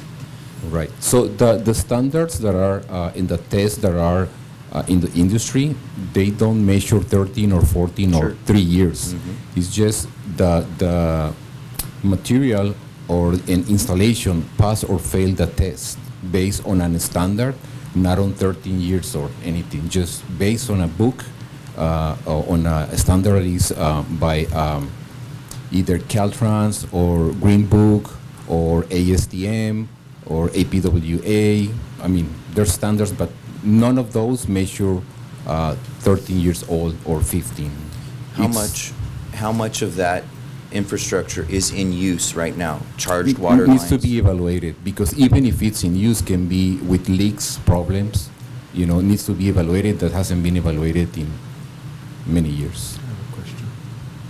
So just as a note, because the property didn't entirely build out, the offsite improvements weren't ever accepted. So everything that is as is in place until there's a request to have the final improvements accepted, at which point we determine, is everything in operation in full or not? And I feel pretty confident from all of the dialogue we've had on this that I can't imagine a developer putting in new product with infrastructure that doesn't pass or doesn't work. So to me, again, obviously the devil's being in the details. I will lean again on between staff and the developer. Those will be ironed out. I think everyone, including myself and the public, would assume a new house, if you go to buy a new home, everything's going to work as advertised. So with that, I would find it hard to believe we would be agreeing to something with failing infrastructure, if that's what the concern is. I have to ask the question then, are we voting on an agreement tonight, or are we voting on moving forward with direction to staff? And are we directing them to accept the developer's stipulations in 134, or are we asking them to work with the developer to reach some agreement on these issues? Because there's a difference between what staff is recommending and what the developer is recommending. Are we voting on what the developer wants here solely? Are we voting on what the staff may work out with the developer in the future? That's the question. That's the question that I have. If I'm going to answer that question, I would make a motion, and I would, going as a matter of process. If not, I'm willing to. These stipulations and conditions are what we've been discussing for months now, going on a year. I'm confident that we've struck a deal, potentially here, as presented. When we say presented by the developer, with plenty of input from staff, but taking the developer's stipulations on page 134 to move forward with this project. I need a motion, a second, and an affirmative vote. And then are there details still that naturally we're talking about? If this comes back to us that we approve something with failing infrastructure, I don't think that's what we're doing. So I want to be really careful about that and understanding that. I feel confident we've made that clear that we're moving forward.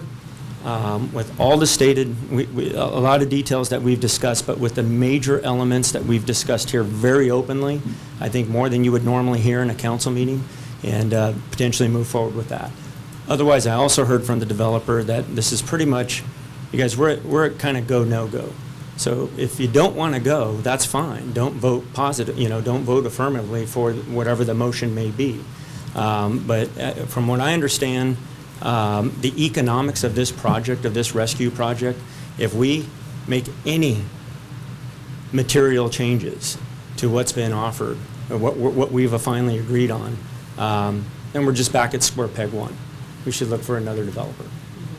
But if not, if we accept and we're willing to move forward with development in the city of Brawley, my suggestion is we make a motion, still with the details of the written conditions to be obviously brought forward. I think it's still a process.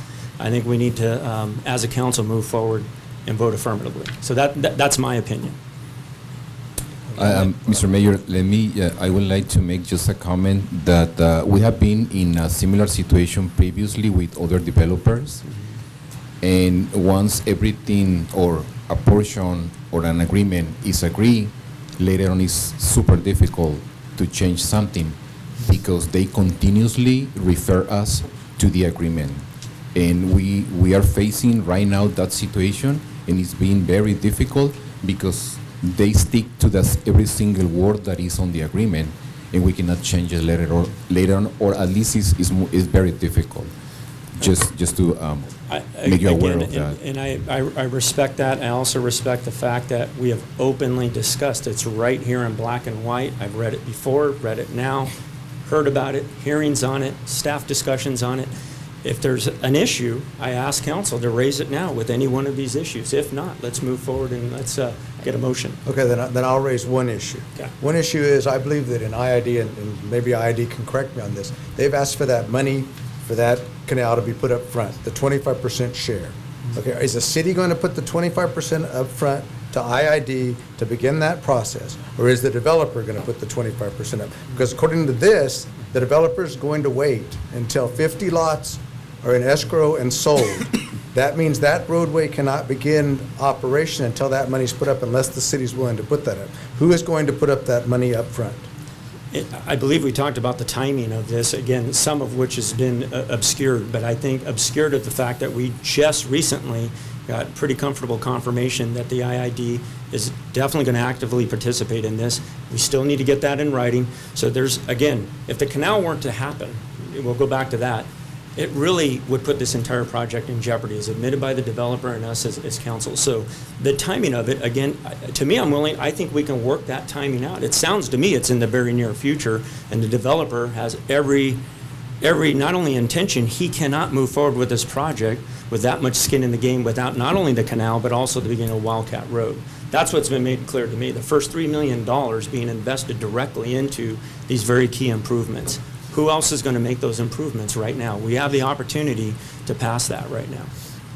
So, again, great questions, not saying it's not, but if we want to sit here for the next year and talk about the details and the conditions of this agreement, so be it. Here's the problem. That's probably why we don't have developers in our council chambers all the time. Awesome.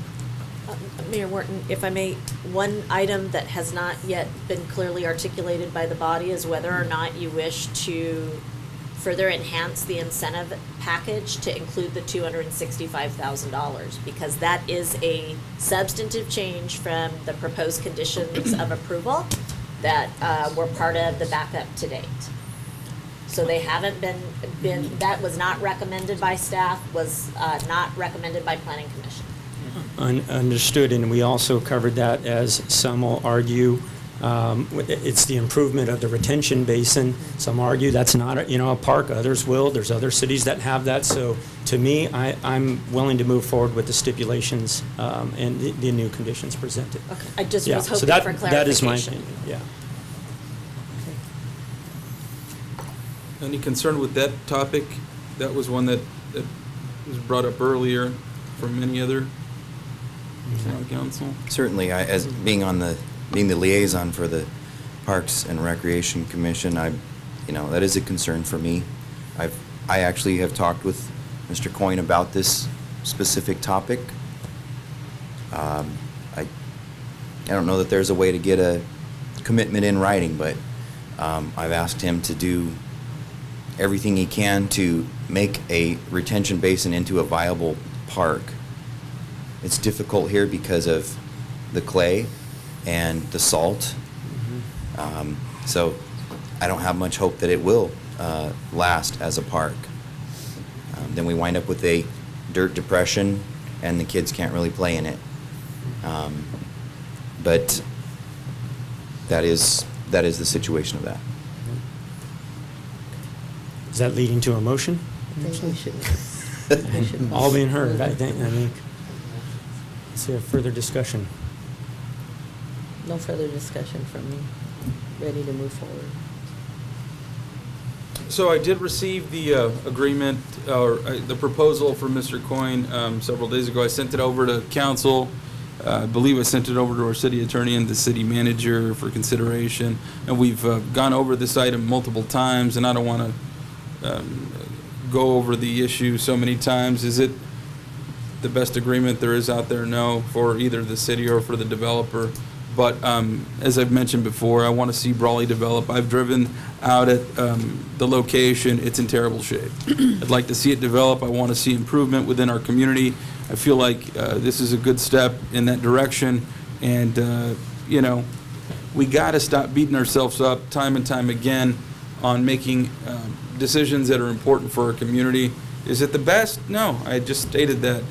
Would it have been better 15 years ago, 12 years ago? Yes, maybe, but we all know what happened within our economy, and I know how difficult it is to make projects work on a much smaller scale. It's very difficult and challenging, and nobody else is stepping up with millions of dollars. So, I will make a motion to approve the document submitted by Mr. Coyne. Starts on page 134. That's my motion. I'll second the motion. I have a motion and a second.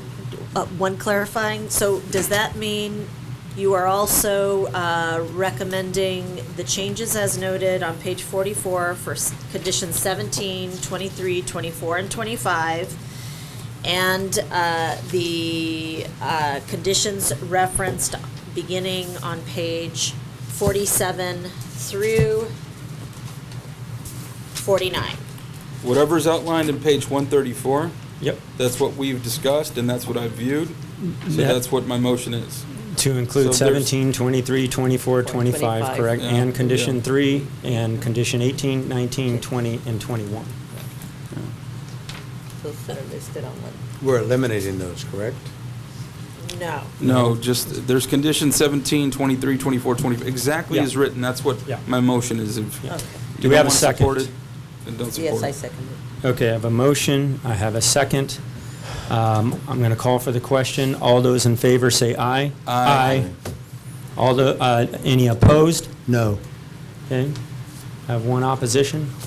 Is that one or two? And any abstention? Just one. Yeah. Just one, I think. Okay. I didn't, I guess the aye was in stir, so that's 4-1, is that correct? Okay. So, motion carries. Congratulations, Mr. Coyne. We're excited for the project coming up.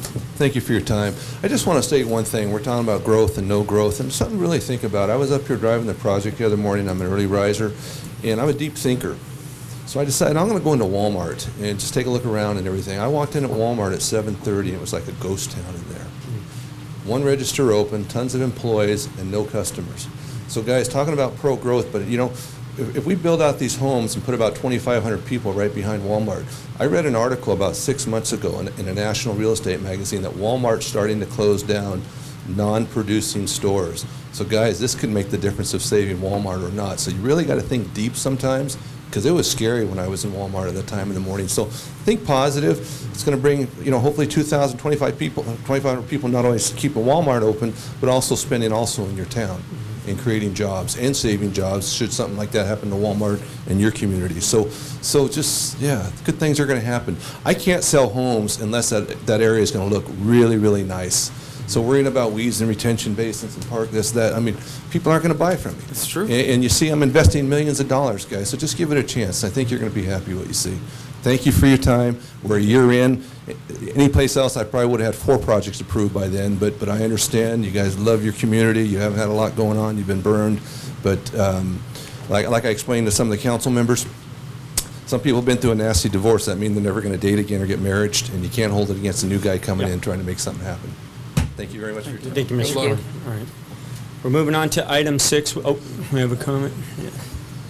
Kate Apicola, I'd like to thank y'all for your consideration here. I would also encourage you, if you have other canals that you wish to have underground, to get that request in. IID did an exception here, and the list is long. El Centro is getting the normal money. Y'all are getting special money because y'all are special. But I've heard from a number of other cities who were, like you, not aware of this because it hadn't been well publicized. The list is going to be long, so if you have other canals, go for it. Thank you. And publicly, I would like to also thank the IID. They were a big contributor in this, and it likely wouldn't have resulted in getting the project approved and maybe sitting there another 10, 15 years. So I would like to publicly thank the IID as well. Thank you. Mr. Hamby, I'm closed for, you had your opportunity, so unless you have a different topic, we're moving on. I need to move on to regular business for respect for the public. So, I wish I enjoyed the same respect as the other. Okay, thank you. Item 6 will be regular business. We have one item there. A, discussion and potential action to award a contract to project number 2019-01A, Rio Vista Rehabilitation to Aggregate Products, Inc., in the amount of $149,987 even. Backup material on pages 143 or 145. Good evening, Mr. Mayor, members of the council, Guillermo Sillas, Public Works Director. as included on the material, this project, it is for Rio Vista rehabilitation between Caracol Drive and Allen Street. And this is funds from congressional earmark repurposing from 2016. And it is money that was allocated by the Congress from other projects that were that did not spend the money entirely, and it was from a pool of money and was available to municipalities that were ready to apply with projects to be constructed. And Brawley was one of the successful applicants, so we are granted with these funds, and it will be complemented with local match. So we are recommending to award this project to API to do the rehabilitation of this segment.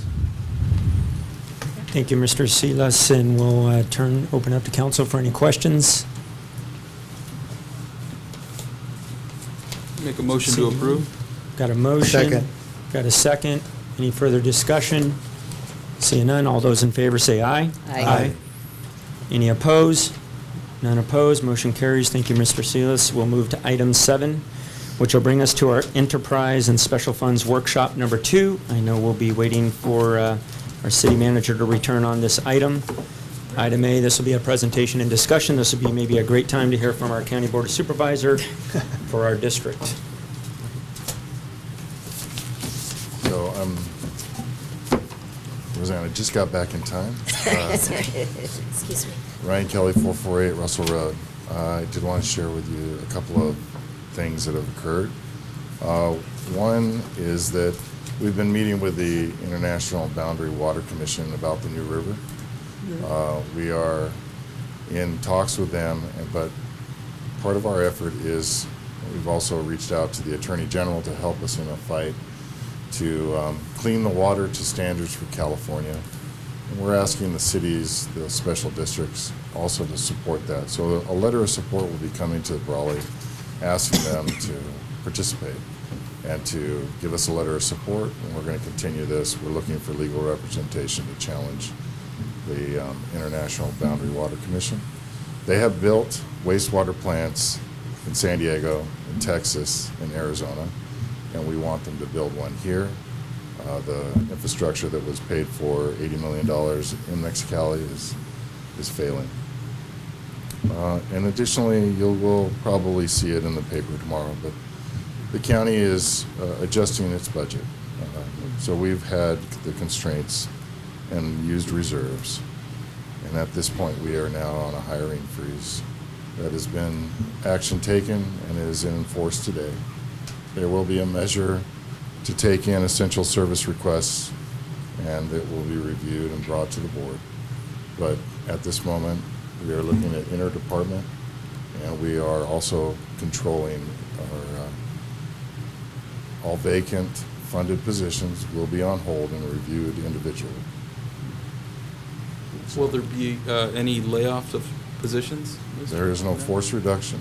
There will not be a layoff procedure. This will be a savings, and there will be allocation shifts where possible to move to non-general fund departments. Thank you.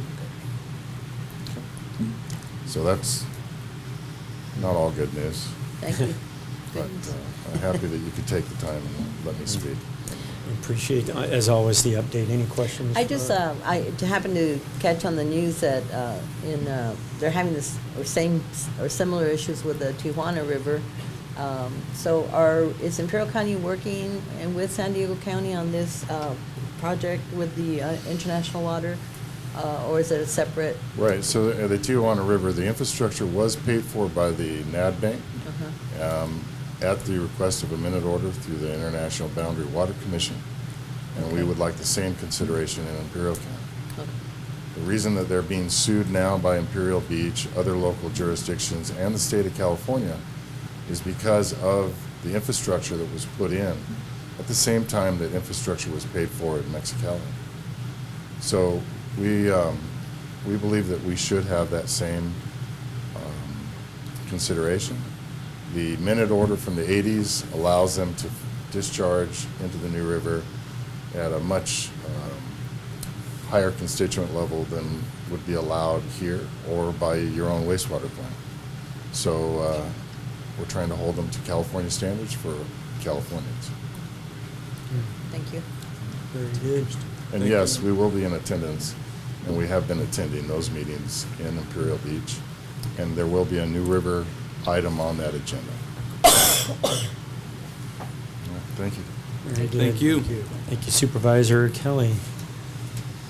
And for our city manager, I did announce already, we're moving on that item 7 for presentation of the Enterprise and Special Fund Workshop. So, If I can step down.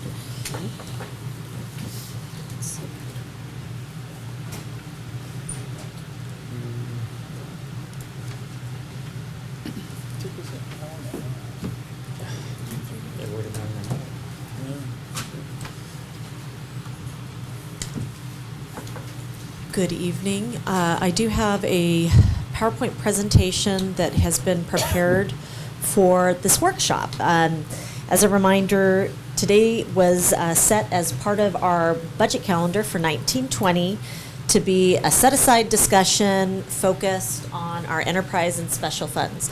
These are funds, unlike the general fund, that have very specific types of purposes associated with them. There are well over a dozen funds that are in the city's overall budget.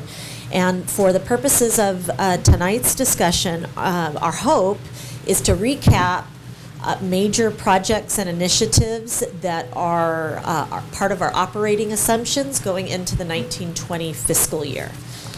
And so with that, I want to first begin by saying that we do have quite a few of our staff present that are available to do the deep dive, if that is of interest to the council, to understand certain entries into the budget and what some of those projects, what was their genesis, why the need, why the prioritization. And this evening we do have joining us from our water plant, Rudy Nunez and Ricardo Arguelles, as well as from our sewer plant, we have our chief sewer plant operator, Gustavo Rodriguez, and our pretreatment supervisor, Steven Mireles. So who's doing the deep dive? The water deep department dive. or the wastewater? We'll be diving in all kinds of waters Oh, man. today, and so they're No, available. we already started earlier. I will provide the big picture, and if council wants to drill down, all of us are here to be a part of that discussion and of assistance. So generally speaking, what you'll see in the next proposed 12 months is Public Works bandwidth being devoted to a number of large-scale priority projects. Many of them are going to be familiar to you, and some are going to be part of long-term prioritization by the council, sending the staff with some marching orders about how to accomplish some efforts that are out there within our city limits. As was presented to you at the last city council meeting, we do have some very clear needs at the water treatment plant that require city staff's attention, and we expect that in the next 12-month period, it's going to be critically important that we devote the energy needed to the water treatment plant to be sure that it continues to properly function. There's also included in this lineup of projects quite a few street improvements. Many of them have come to you in the form of city council resolutions as we sought funding to accomplish these projects, and is often the case with street-related improvements. There's a design phase and a construction phase that are typically in 2 different fiscal years, and they quite often run in 3-year cycles. So what will happen in the next 1-year period is a number of those outside funding sources will be tapped for design and construction activities. So where are we headed in water treatment? We have what amounts to about $2.1 million in projects. The first should be very familiar, and actually later in tonight's agenda, we will receive an update from our Public Works Director, Guillermo Cias, regarding the components replacement of our sedimentation basins at the water treatment plant. We also have proposed some additional projects, which include a variable frequency drive replacement for a 50 horsepower pump, and the replacement of one of several water distribution pumps, which we refer to as pump 422, the replacement of pump actuators, and the potential acquisition of one utility truck with a mechanical arm. Are there any questions about any of these specific projects? I want to just pause for a moment in case you want to know why were these identified? These were the highest priority to keep the plant in proper operation.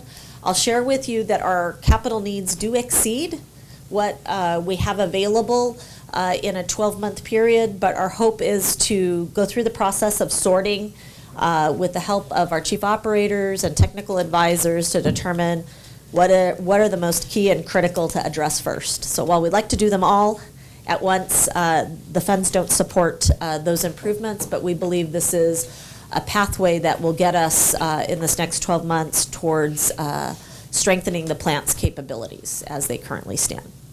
The last item that is noted is the fact that our water rate study, our water and sewer rate study that was last undertaken by the city, the last round of increases that were contemplated, which typically run a 5-year cycle, those were last implemented this year. And because we do foresee additional needs within the plant facility and throughout our infrastructure, we are proposing that a water and sewer rate study be undertaken in this next fiscal year. The reason it is listed at $15,000 is because it's split between the two funds. So the total cost of the study is $30,000, with half of it being borne by the water treatment plant. Okay, on to water distribution. This is our network that conveys water to our customers. We have our standing entry, which we try to plan for every year, $100,000 worth of valve replacement. We have our Main Street water line project, and want to note that this value of $1.2 million is a way to hold those funds for this purpose, but it's not enough in and of itself to accomplish the project. So if we take it off the list, those funds will very likely make their way to other needs throughout the system. And if the council has some strong opinions on that, this is certainly a great time to hear that. We are proposing one vehicle to be replaced that's part of, it's actually streets and utilities, where a third of their work is devoted to water, a third of their work is devoted to sewer, and a third of their work is devoted to streets. And so one of the vehicles that is referenced here is to be charged against the water fund. We also have a valve exerciser truck at $60,000, and as I understand it, it is a two-man job to exercise valves throughout the city, but by investing in the equipment, a piece of equipment like this, we can reduce the manpower required to exercise our valves throughout our city limits. We are also proposing in next year's fiscal outlook to perform preparation of standards, drawings, and specifications. This is split between a number of funds. The cost, which is estimated at $100,000. One of the reasons we wish to move in this direction is because every project that enters the door is it basically presents a scenario where we have to recreate the wheel, and if we had a set of city standards that could simply be used as reference points to developers, it eliminates their uncertainty and also minimizes the staff time necessary to review projects and inform them at the front end of what standards apply in the city of Brawley. So these total project costs amount to about $1.4 million. Next up is sewer treatment. Again, you'll see some items that are familiar. They were part of our budget process last year, and we have not yet completed them. They include the preparation of our biosolids plan for the wastewater treatment plant, a review of local limits. Now that we've had our pretreatment ordinance in place, there are perhaps some different ways to adjust the local limits to be a better reflection of what we now know we have in the system and what we have as capacity at the plant, and also some pre-treatment program support. There is extensive sampling that is the basis for local limits when they are revised, and so the sampling program amounts to about $30,000, which is necessary to move any changes in local limits that are considered by the regional board. They have to be based on actual samples and lab results that are necessary. Council is acquainted with some of the challenges that we have experienced in the sewer collection system as it relates to copper. We do have a need to identify additional resources to address copper throughout the system, and that is estimated at $20,000. And we also have an expectation that in the next, I'm sorry, I have a sneeze that wants to to join us. Get it out. Hold it in, you play. 5 Crowns, which is a local business operator off of Malin, has now crossed the threshold into requiring an industrial discharge permit. And so in order to prepare that permit, we have a set of support services that will be necessary to accomplish it. Like One World Beef and Pioneers, those are our 2 existing industrial dischargers. The city, while our pretreatment ordinance allows us the option to charge back an industrial discharger for any costs incurred in connection with the permitting, we did not move forward as a city in charging that back to One World Beef or to Pioneers. And in the same fashion, we are seeking to undertake that work in the next fiscal year for 5 Crowns.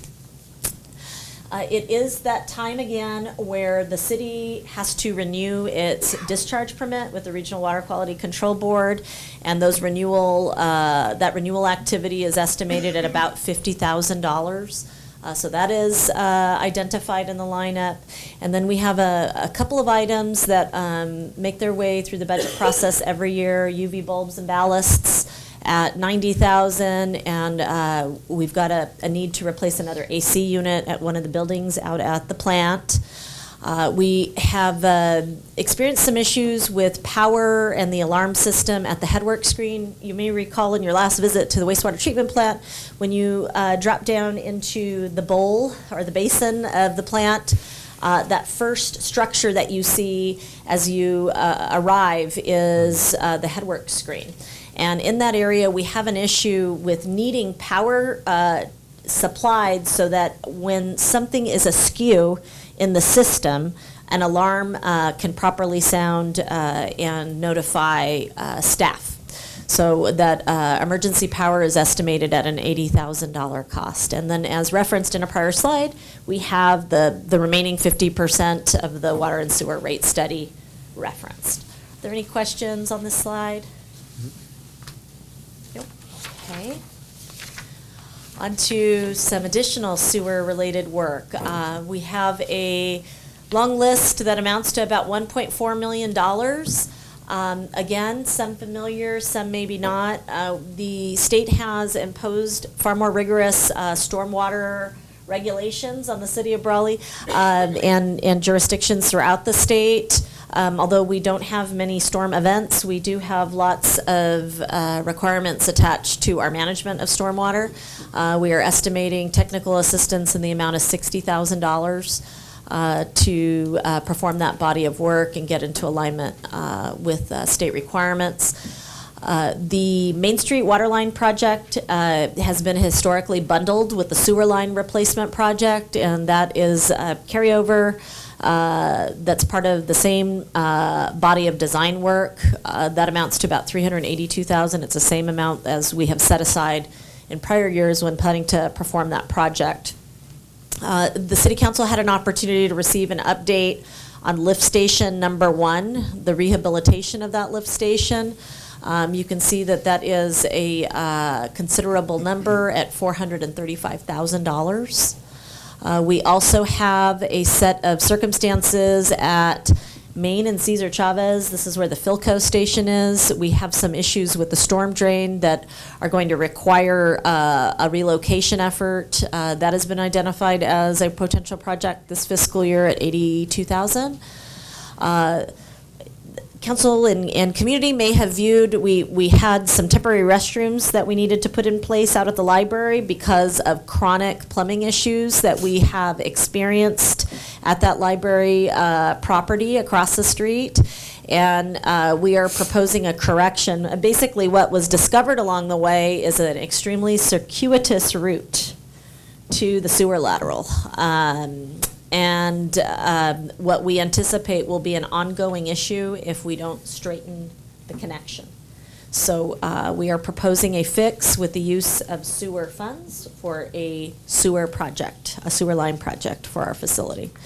Council has also received an update on some of the concerns facing the pipeline at Pioneers along Legion Road and in the vicinity of Willard.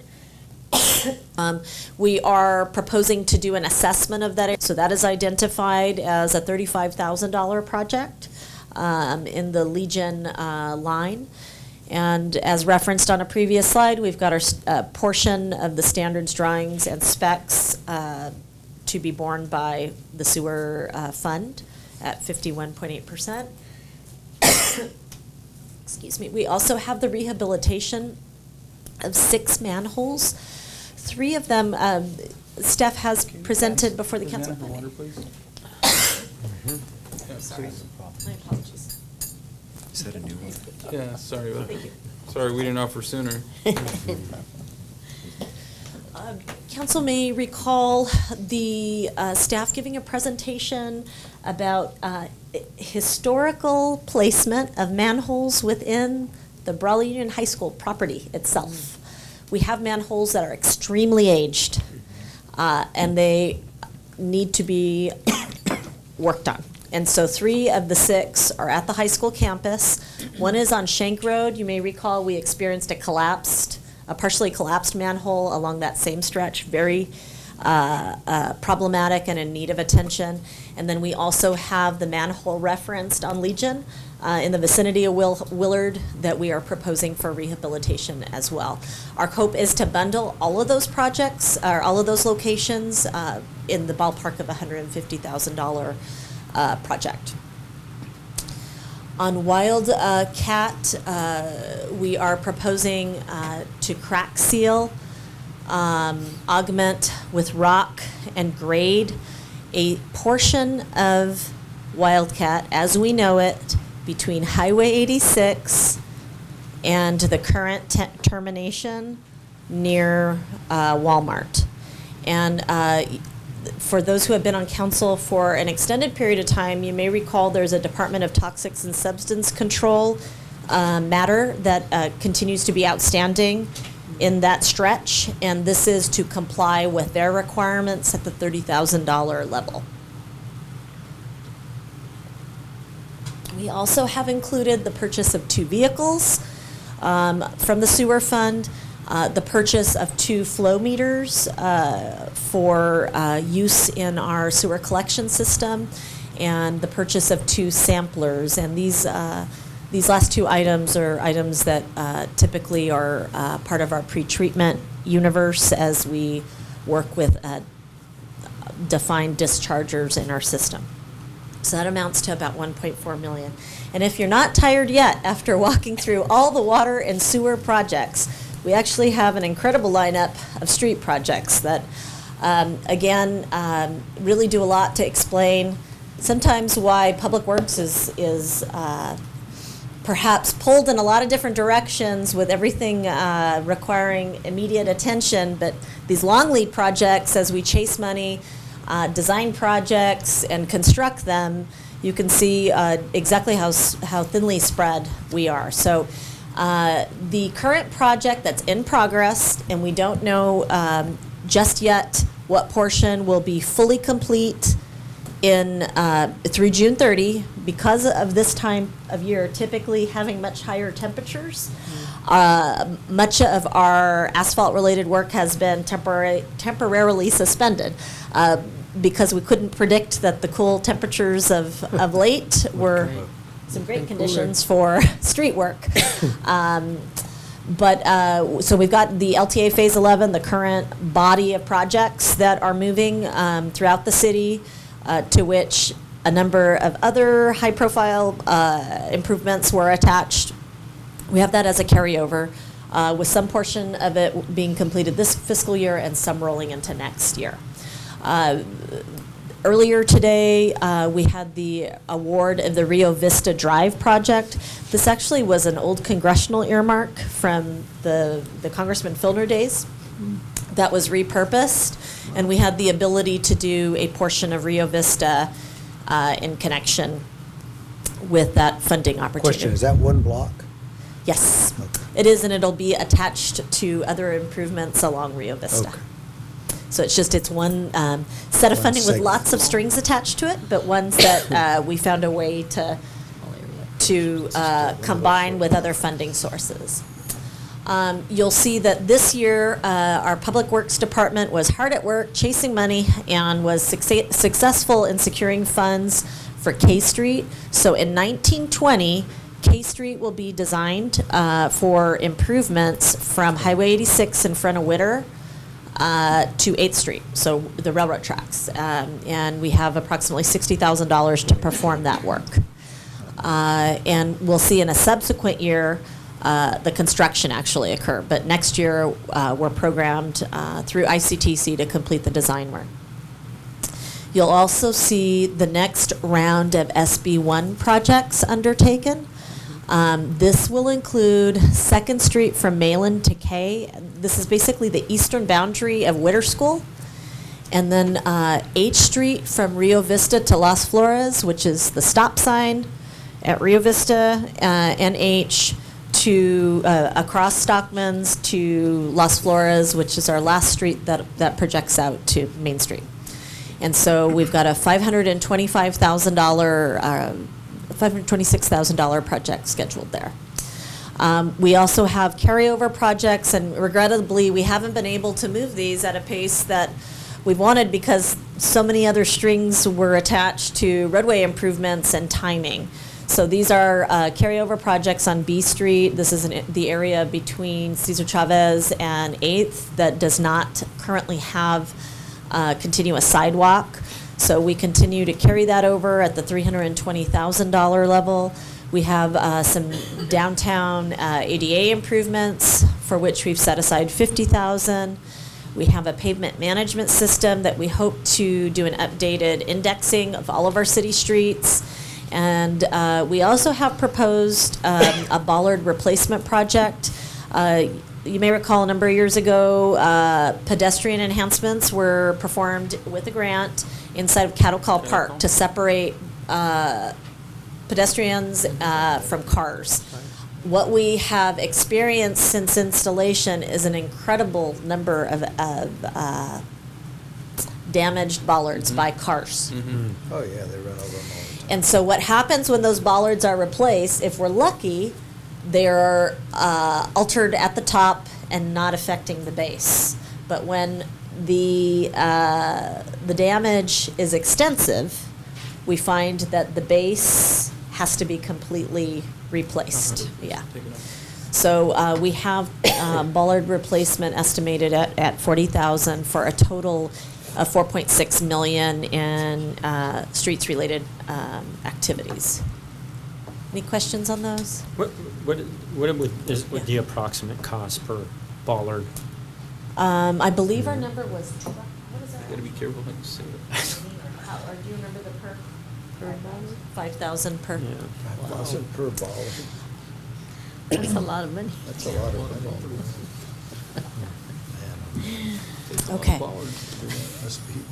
So this next slide looks a little different because I thought it was worthy of the council's chance to kind of take a closer look at it. Legion Road has been expressed as a high priority. The city's original approach was to plan for the use of development impact fees to overlay, but as a result of the Latigo Ranch activities and the matches that were going to be necessary for us to pursue CMAQ and perform the undergrounding for the first phase of the Best Canal, we diverted the development impact fees to perform that work because there are obligations that are tied to the grant. And then looked for how we could accomplish Legion Road. And this is a testament to Public Works ingenuity to go knock on doors and get us some additional funding. So what you'll see here is how we've cobbled many different pots of monies together to accomplish the full length from Highway 86 all the way to western city limits. The first segment will be performed to Evelyn, 86 to Evelyn, approximately $518,000. The second leg will be Evelyn to Kelly for about $438,000. It's a different type of SB1 funding. And I'm sorry, it got cut off. It's the local partnership funds, SLPP. And our third segment will be accomplished with STBG. Again, this was a competitive process. We secured $725,000. So that will get us, those first three portions will get us all the way to western city limits. On the other side of Highway 86, so now you're looking to the east.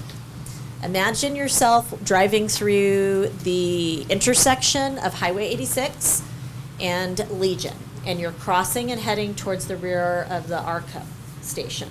And there's a frontage road that extends if you're going to, let's say, access the road to Walmart.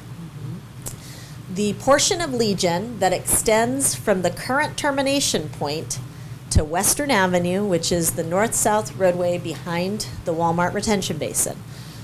This grant proposes to perform half-width improvements to upgrade that which constitutes the northern half-width improvements of Legion.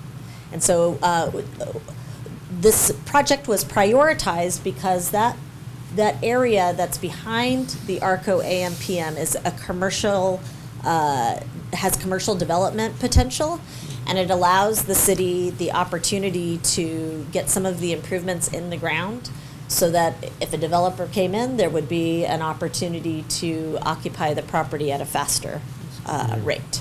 So my kudos to Guillermo and Victor for securing $197,000 for this fiscal year's design, and then we have a future year that is construction. And so Legion Road from the western city limits to Western Avenue amounts to $1.9 million that have been identified and programmed for improvements in that corridor. Okay, I'm going to shift gears for a minute and move to the development impact fees.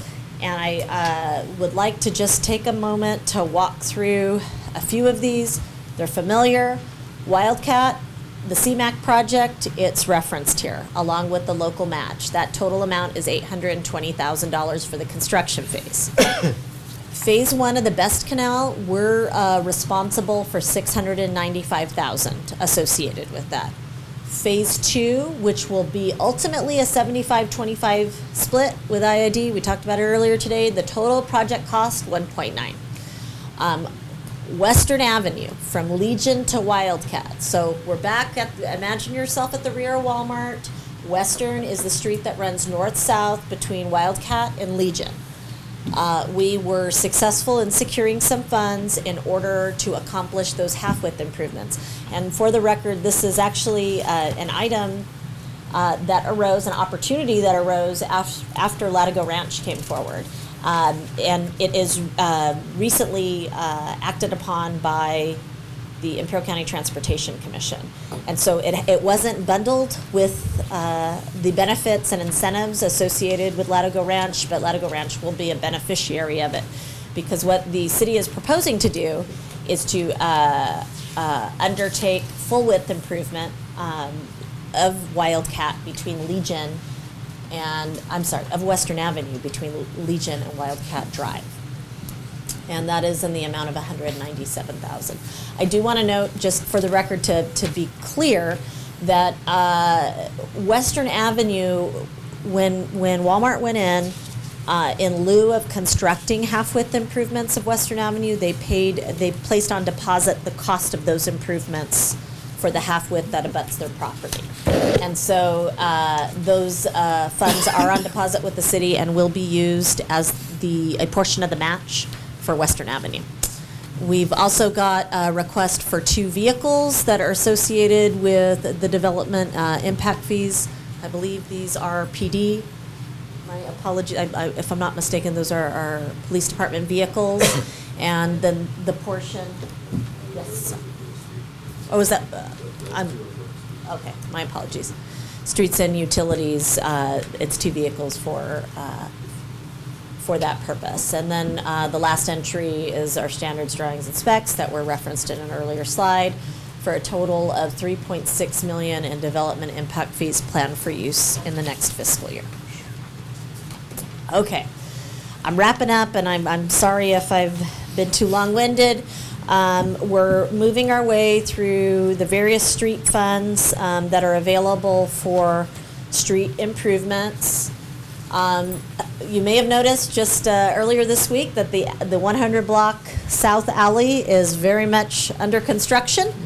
That activity is currently in progress, and we're looking forward to seeing its completion. What you see here is not the entire value of the project. The project has been augmented by the $50,000 per year that the city sets aside for and receives from Republic Services as part of the franchise agreement.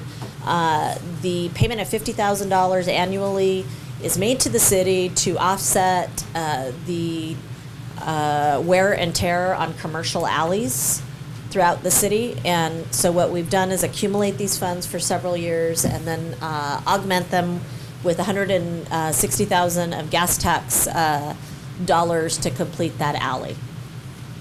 We've also got our decorative lighting project here on the plaza that's identified for implementation.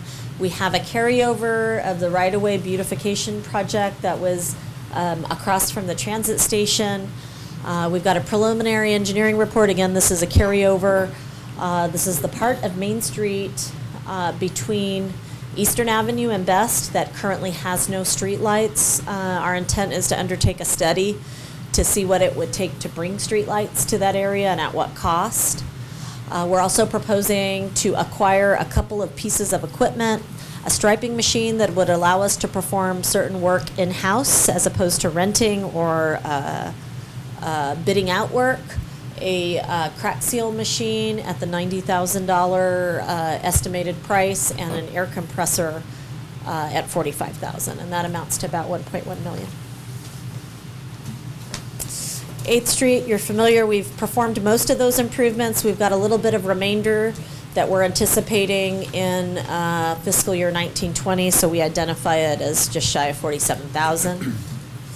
And Measure D, outside of the Capitol Streets projects that we refer to as Phase 11, we have flashing beacons on Main Street that we're hoping to implement, excuse me, in connection with the downtown lighting project, so that all the features would be consistent, and this would allow for enhanced pedestrian safety in the downtown area. At the airport, we have 2 items that reflect current needs at the property. They both relate to the gas card readers that are on premises that allow our airport users to make payments. And so we are proposing improvements in the amount of $106,000 to the airport property this next fiscal year. Last but not least, we have the maintenance fund in which we've earmarked, council may recall, a $500,000 set aside. And what I would like to do is just recap. We've had a number of maintenance challenges at the pool. And in the spirit of promoting ongoing use and year-round use, we have made a move as a city to address those needs as they've arisen and brought items to the council for consideration. And so we have undertaken upgrades that have to do with the pool heater, that have to do with chemical balancing throughout the pool. And at this point, we have reduced our available set aside from 500 to 391. Our intent is to pursue the pool replastering, but as you can see, with the myriad of priorities that are out there, staff will be aims to focus the next 12 months on, number one, taking care of the water plant and addressing those really critical needs to keep the safe water supply at the forefront of our city operations, and then number two, deliver some really important street improvement projects and wastewater-related improvements. So with that, are there any questions? Thank you, Rosanna. Questions? I think I was counting it up, approximately close to 60 projects there, somewhere between 50, 60. So it's quite a bit. Council questions?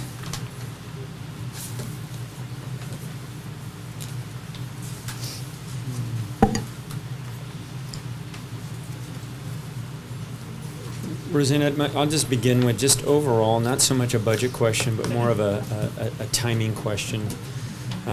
There are several projects that are carryover, and it's back to the bandwidth issue you talked about. What's, just for this coming, whether it's calendar year, and maybe Guillermo might be better suited to answer the question, but just how's that pipeline looking as far as delivery about how many of these projects, especially the critical ones, we can, I think some we're already undertaking now, but Right, so- of all this, yeah, I know a lot of it sits on Guillermo's, within his project pipeline, but Right. just maybe.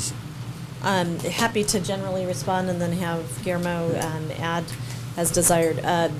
We do our best to complete as many of the projects as possible in a fiscal year. What this represents are really kind of our internally defined projects, but what it doesn't capture are the projects that walk in the door that are part of us doing our regular business to, perform reviews of documents, et cetera. We have tried our best to augment the services that the city can contract when possible and be strategic. But I think one of the things that we've seen year over year is that even if you outsource, there still is a need for the Public Works Department to have a part in overseeing the project and ensuring that it is performed in an acceptable manner and within the parameters originally envisioned. So do I think we can complete 60 projects? It's a very tall order. We are constantly in a prioritization process with obviously public health and safety at the forefront, and then everything following typically gets tied to does the funding have timing restrictions that we have to deliver on? You'll see in the streets universe, there's a lot of funding strings attached. Yeah. There's no such thing as free money, they say, and really truly we have to organize ourselves internally in order to perform to grant deadlines in a lot of cases, and that often drives what gets addressed first. And I don't know if you want to have anything to say. Yes, as the city manager mentioned, the list of projects is more to keep a record of the needs, together with many other projects that we have, pending that we know that we have to perform.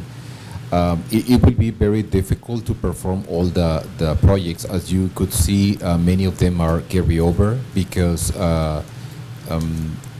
together with those projects, capital improvement projects, we have the developments that are coming and requiring our review and plan check and inspection.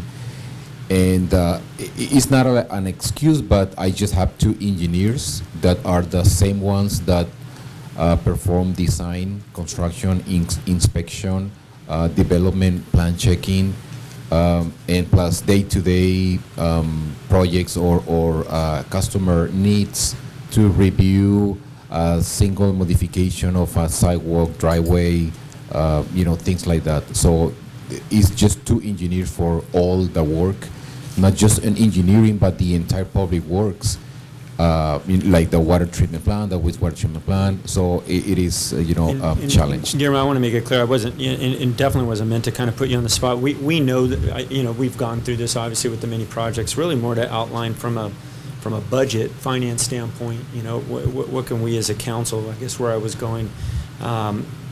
When I say assist, I know in some cases I think it's important that we're moving forward, we're sort of earmarking or committing budget dollars to these projects so that if and when in the prioritization they come up, we have funding in place, correct, for it. That's kind of, what I've seen, and there's obviously the high priority, so maybe just all I was getting at is things that with timing restrictions we know are going to go, but just as we're moving forward through this budget process and we're making a decision, is there anything here as a council that we can consider that would help? Obviously, is moving forward with what's presented, is that certainly helps, for example, Public Works, or are there some of these projects maybe that go stale? I'll use the example of the water line project that we looked at a few years ago.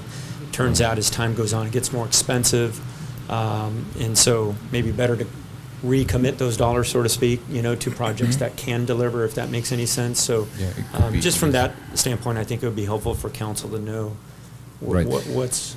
The priorities, of course, that will be like the water treatment plant emergency that we have, and plus the grant money that we receive, because those are with deadlines. So we need to get them, to be able to rehabilitate the streets. And many, if not all of them, are requiring to have, or the grants are just for construction. So we have to do the design in-house because we don't have enough resources to outsource those designs. And of course, that takes, time to the engineers to do it, plus the day-to-day, operations. But in short, so we will be focused on the grants that we need, that we have deadlines, plus the water treatment plant, and in many other projects that were not listed because they are not capital involving bid or procurement process, but it's about $234,000 that will be performed by our wastewater treatment plant operators by themselves, just purchasing materials, and they will be doing it themselves, the labor. Those were not listed or included on that, but there's many other that they do day to day that are not, publicly known.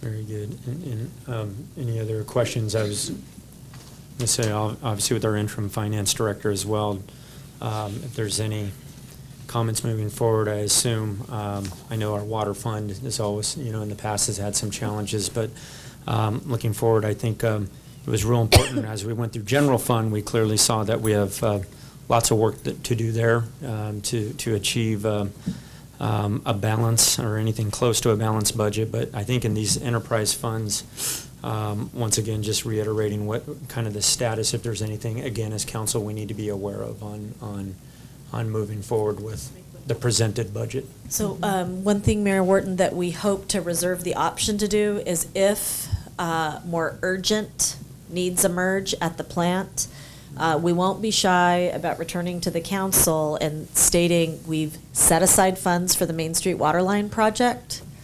Which of these two do we need to prioritize first? So right now, we're trying to hold it, so at least we have a sum of dollars available to complete 25% of the project. But we are hoping to reserve the option to come back and say, unfortunately, it's a zero sum. There are some projects that can go right now and some that can't. Yep, understood. Very good. Any other questions? Just a small one regarding the library sewer line replacement. Yes. Is that going to require cutting open the floor of the library, or will it go around? No, it's around. It's the exterior, as I understand it. I believe it might be going under concrete, though, not under the building, but. No, under the parking lot. Okay. So just for clarification, Rosanna, so there are no plans to move forward on that water line replacement project, the Main Street. So that's kind of a cushion for us right now? that We don't could- have a plan at this moment to go out to bid. Our intention as we stabilize our staffing is to seek outside funding to see what types of loan or grant terms we might be able to secure. But it won't be something that's on the front burner until we can get these critical water plant projects accomplished and permanent staffing in place. Okay, great, thank you. About the Dewey Decimal System there. Dewey Decimal. Well, again, appreciate the presentation again. Like I said, close to 60 projects doesn't necessarily mean they're going to happen, but I think it's important for the public, again, to know that going through this process and prioritizing, and obviously allocating the dollars per the funds are extremely important to at least take one important step for staff to continue to move forward and prioritize. So I know we have still upcoming final budget meeting and ample opportunity to still discuss. So unless there's any other questions, concerns from council.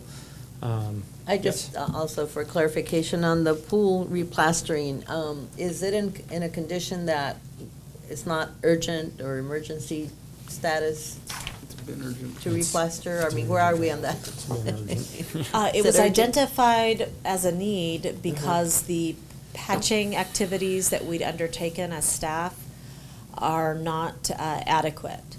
So, but we are subject to an annual inspection. So we are passing our annual inspections, but we do foresee that this isn't something we can count on into the future. So we'll need to address pretty soon. Very soon. Very soon. Yeah. Okay, thank you. Very good. So no further direction. Thank you for the presentation, Rosanna. We'll move to item 8 on the agenda is City Council member reports, and I will begin over to my right with Council Member Hamby. Thank you, Mr. Mayor. Not much to report. I attended a library board meeting and a Parks and Recreation Commission meeting within the past couple of weeks. I'm glad to see Marjo Mello back in the saddle. We had her at the Parks and Rec Commission meeting today, and I welcome you back. I've fielded calls from different concerned citizens regarding trees being planted and a signal light issue on Cesar Chavez in Maine, and a railroad crossing issue on B Street being rough. So I forwarded those concerns on to the city manager, and that's it for my report. Good. Thank you, Councilmember Hamby. Councilmember Couchman. Yes, I attended the Veterans Reception at EDD in El Centro, where they honored the Veterans Employer of the Year, and that was Lowe's. They had a nice reception over there with a lot of veterans in attendance, and business people too. I attended the art show at the DS Arts, the art celebration that we had out here the other day. It was a very nice reception thing, and it also had entertainment and some other things going on, and some food and everything. It looked like it was well attended and very nice little event. And then I went to the Hidalgo Scholarships Dinner the other night, and that was pretty well attended also. I think they had a pretty good attendance there. I did not win that, but I did go. And then I attended the play, the Newsies, on Sunday at Palmer Auditorium, and yours truly did a fine job as Mr. Pulitzer, starring in that play. It was a really nice play. I thought the kids did a real good job. They have some real neat talent in the young people here. The gentleman from Imperial High School, he did a really nice job, and the other youth that are in that play, they did a real fine job, and the adults too. Although I think the youth really stole the show, the young kids especially. So it was a great show. I also attended Mr. Krogan's funeral. As you're aware, Dennis Krogan was a longtime English teacher at Brawley High School, 40 years or plus, I think, and he recently passed away, and they had a reception for him and a funeral, and I did attend both of those. In his honor, he was my English instructor at Brawley Union High School many moons ago, and so with proper respect to him, and I'm sure the community will miss him. He's been a long-time Brawley community member. And with that, that is my report. Thank you, Councilmember Couchman. Councilmember Nava. Also would like to welcome Marjo back. Marjo, my condolences, obviously, for your loss. So. But I know you're doing good work for this city, and I truly appreciate that. Thank you. Also, just very briefly, I was able to participate along with Mayor Wharton over at Brawley Hawaiian Barbecue. We made a short video and posted that on Facebook and got a lot of traction, so that's good. I mean, people are paying attention to that. It got over 2,500 views. It was like 2,600 views, so that's pretty good. You know, so we just maybe need to do more of that. I tend to see, though, whenever it's food related, it gets a lot of viewership. So that, you know, that obviously is something. But it was still fun, and I'm glad that people started to participate a little bit more and, you know, visiting that local spot. So thank you for having that over there, and I appreciate it.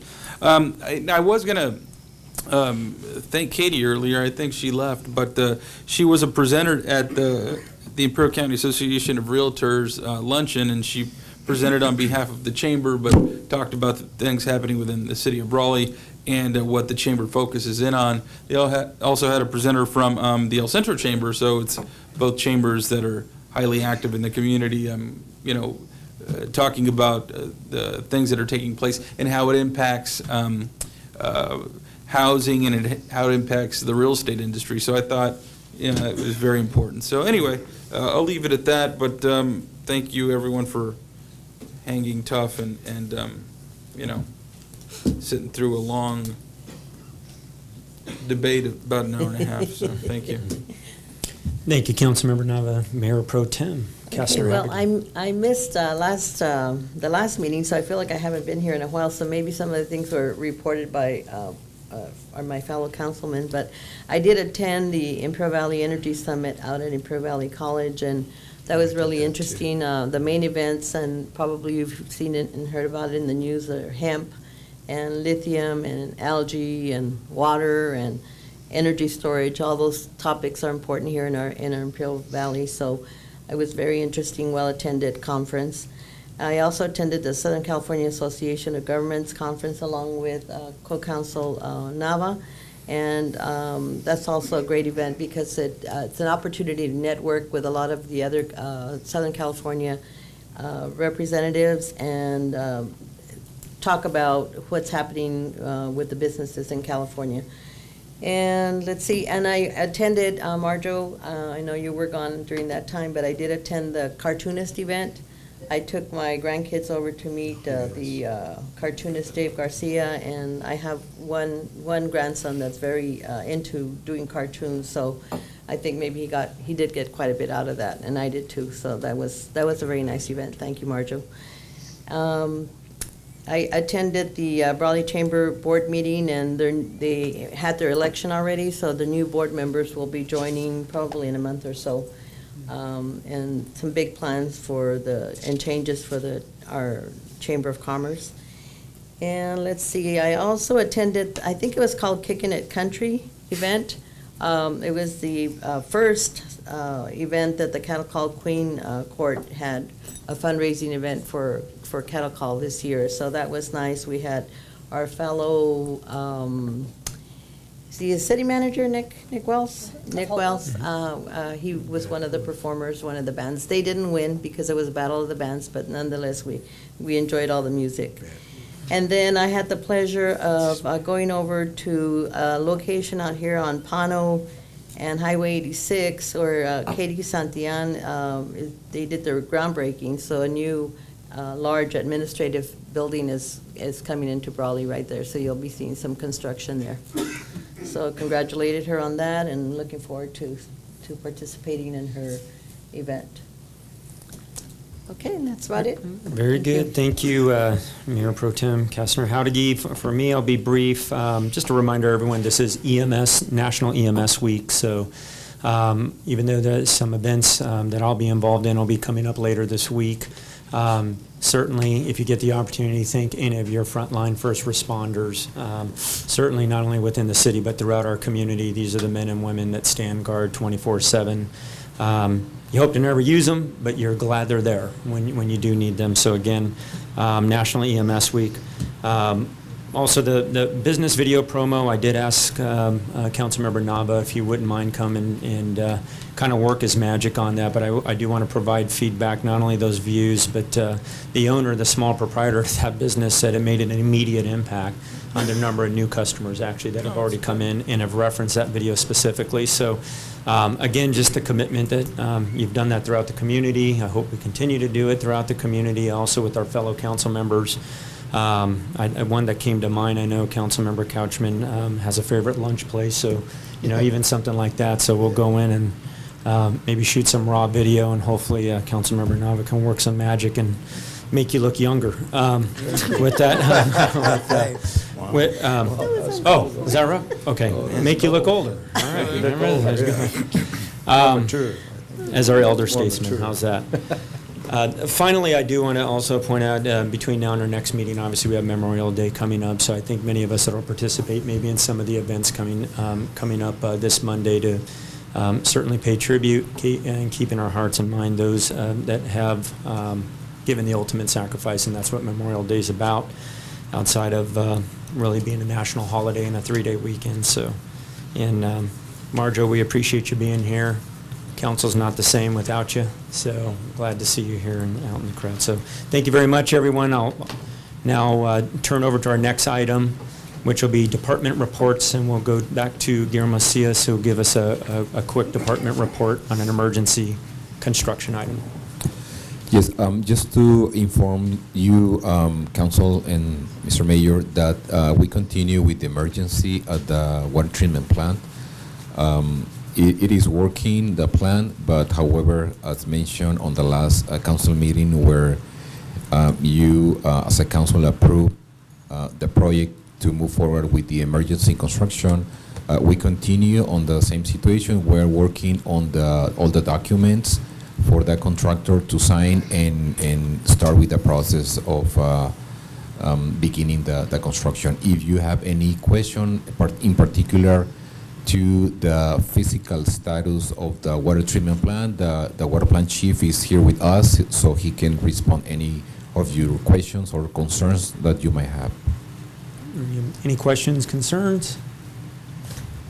No, we appreciate I went and looked at it in person one time, and it makes sense to me, but, for those of us that don't work in that field, it's kind of hard to question what they're doing, but I have a question. It's all good. Sure. Go ahead.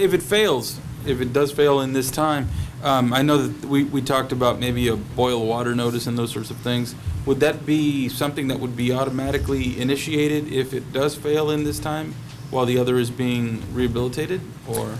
I believe that the water, if one of the basins during the peak time fails, the plant can still deliver water, but the quality might not be the same, and it will be monitoring in sampling.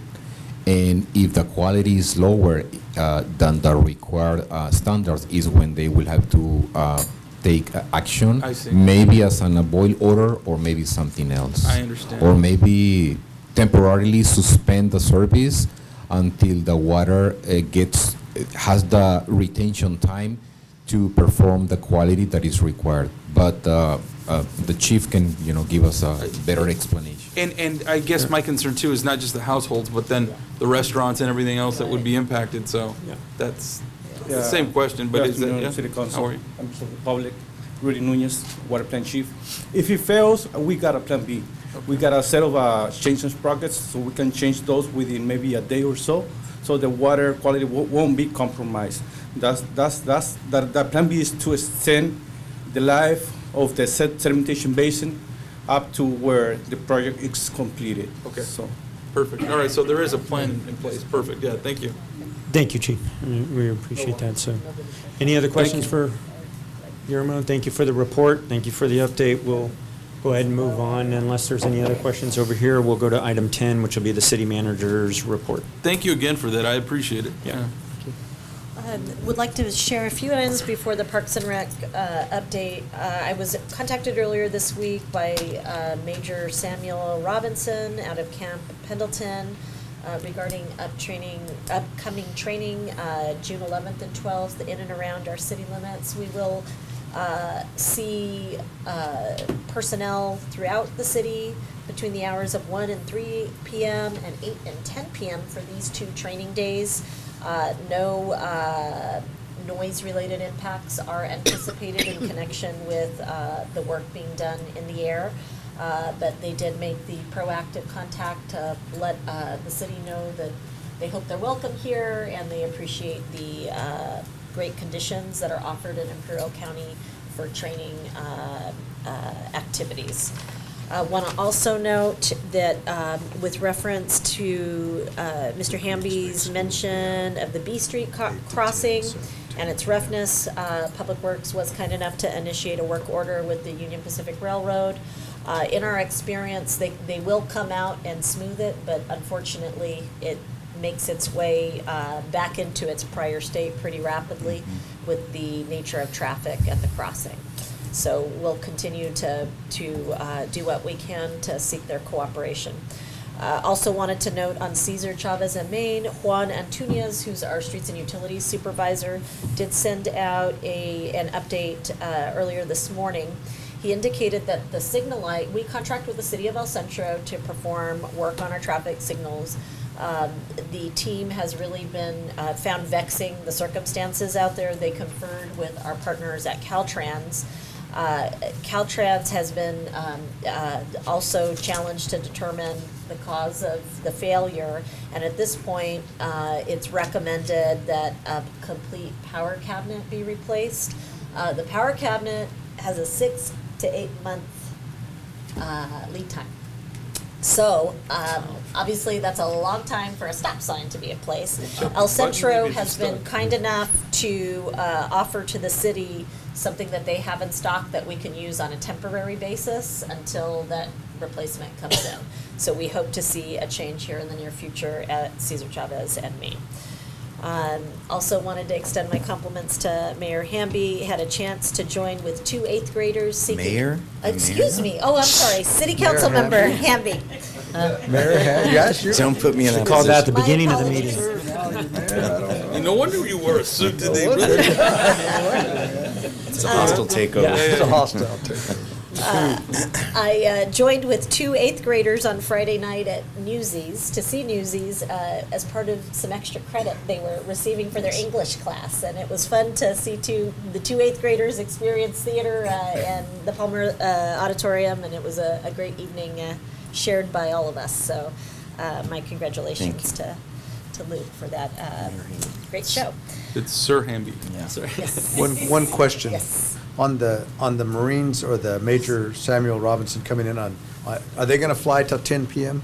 The school's out or Yes, until 9? they are, but they are expecting to have absolutely no noise impacts because of it's a different team. Oh, okay. And the elevations at which they'll be flying, they said there's virtually no sound Okay. associated with it.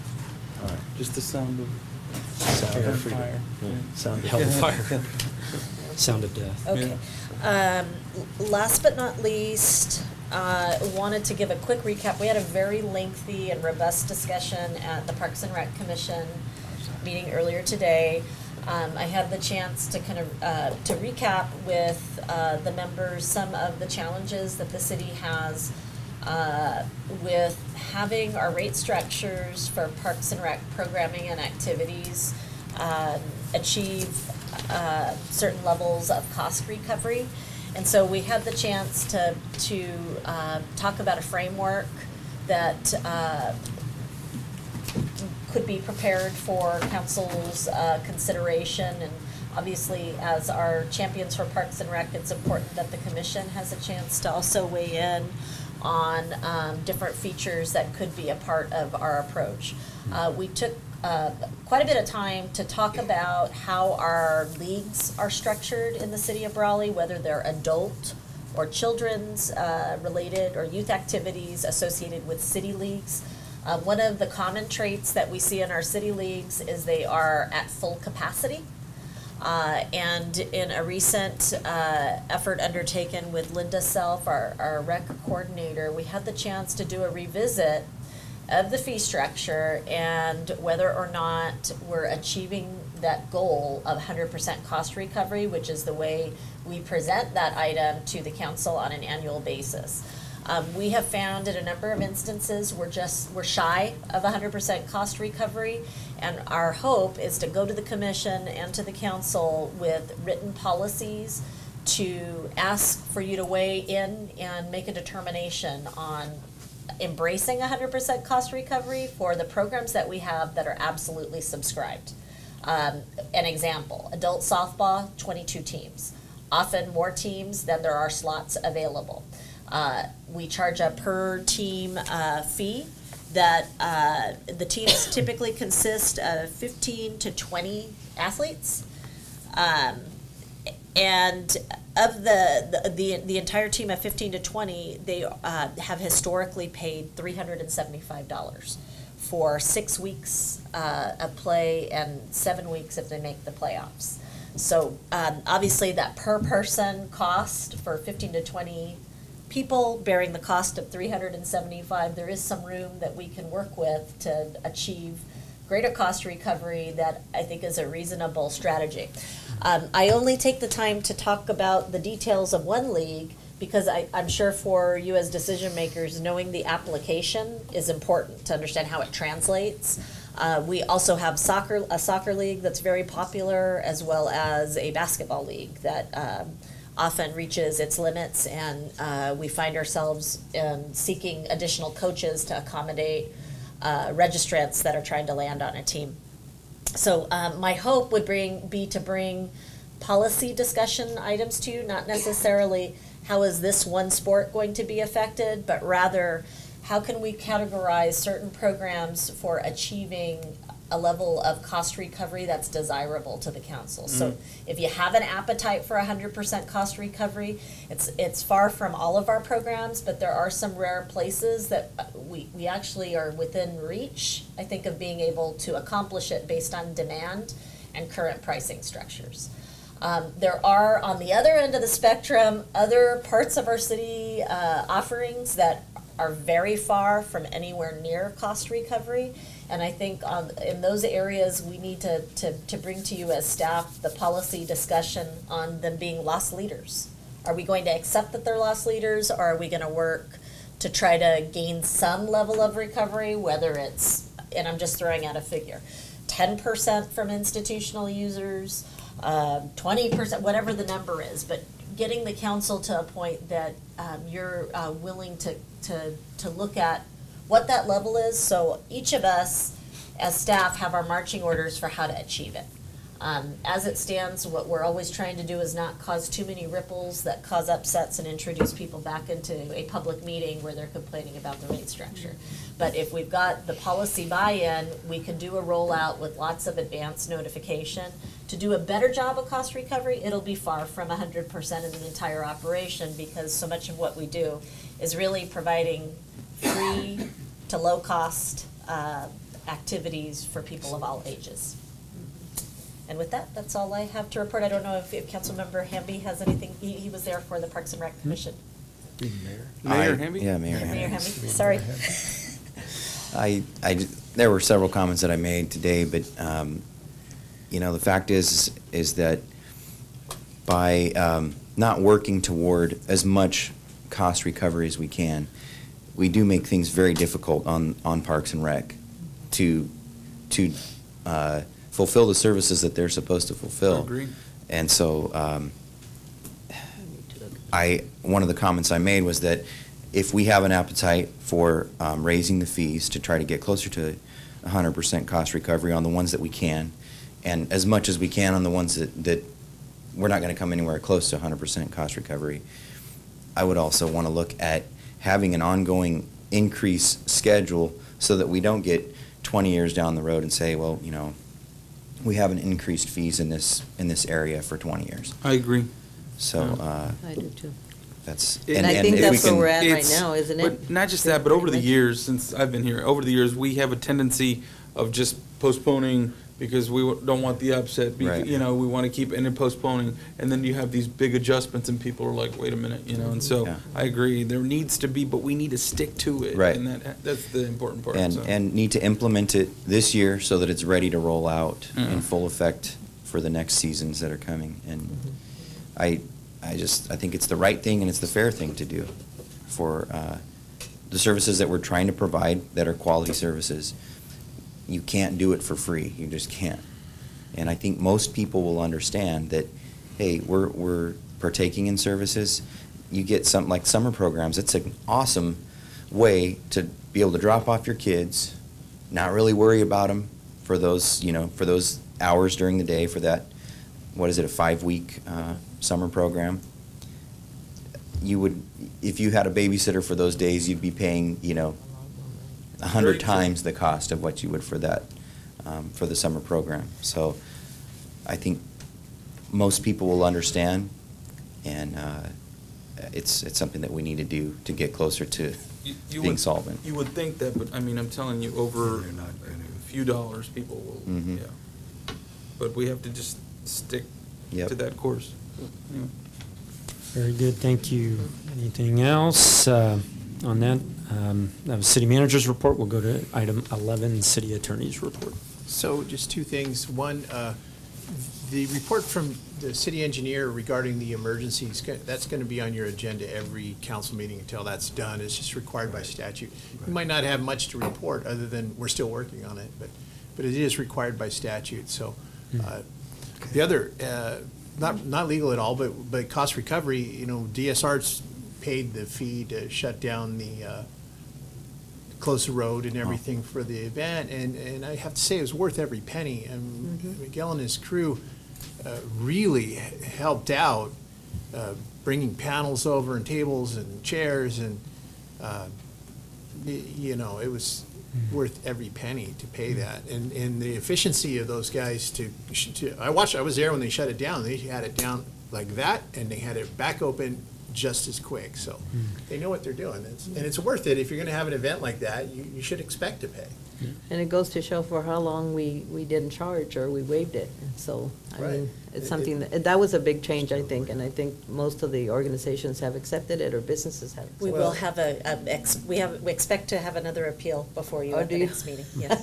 Okay. They're not accepting it. Oh, well. There you go. We'll deal with Very that. good. Thank you for that. Then we'll go to our next item, item 12, city clerk's report. A reminder, if anyone is attending the IBEDC Summit and General Assembly meeting next Thursday, let me know so I can register. Thank you. And with that, we will go to item 13, closed session. We will take a brief break. Thank you, everyone, for participating tonight. Thank you.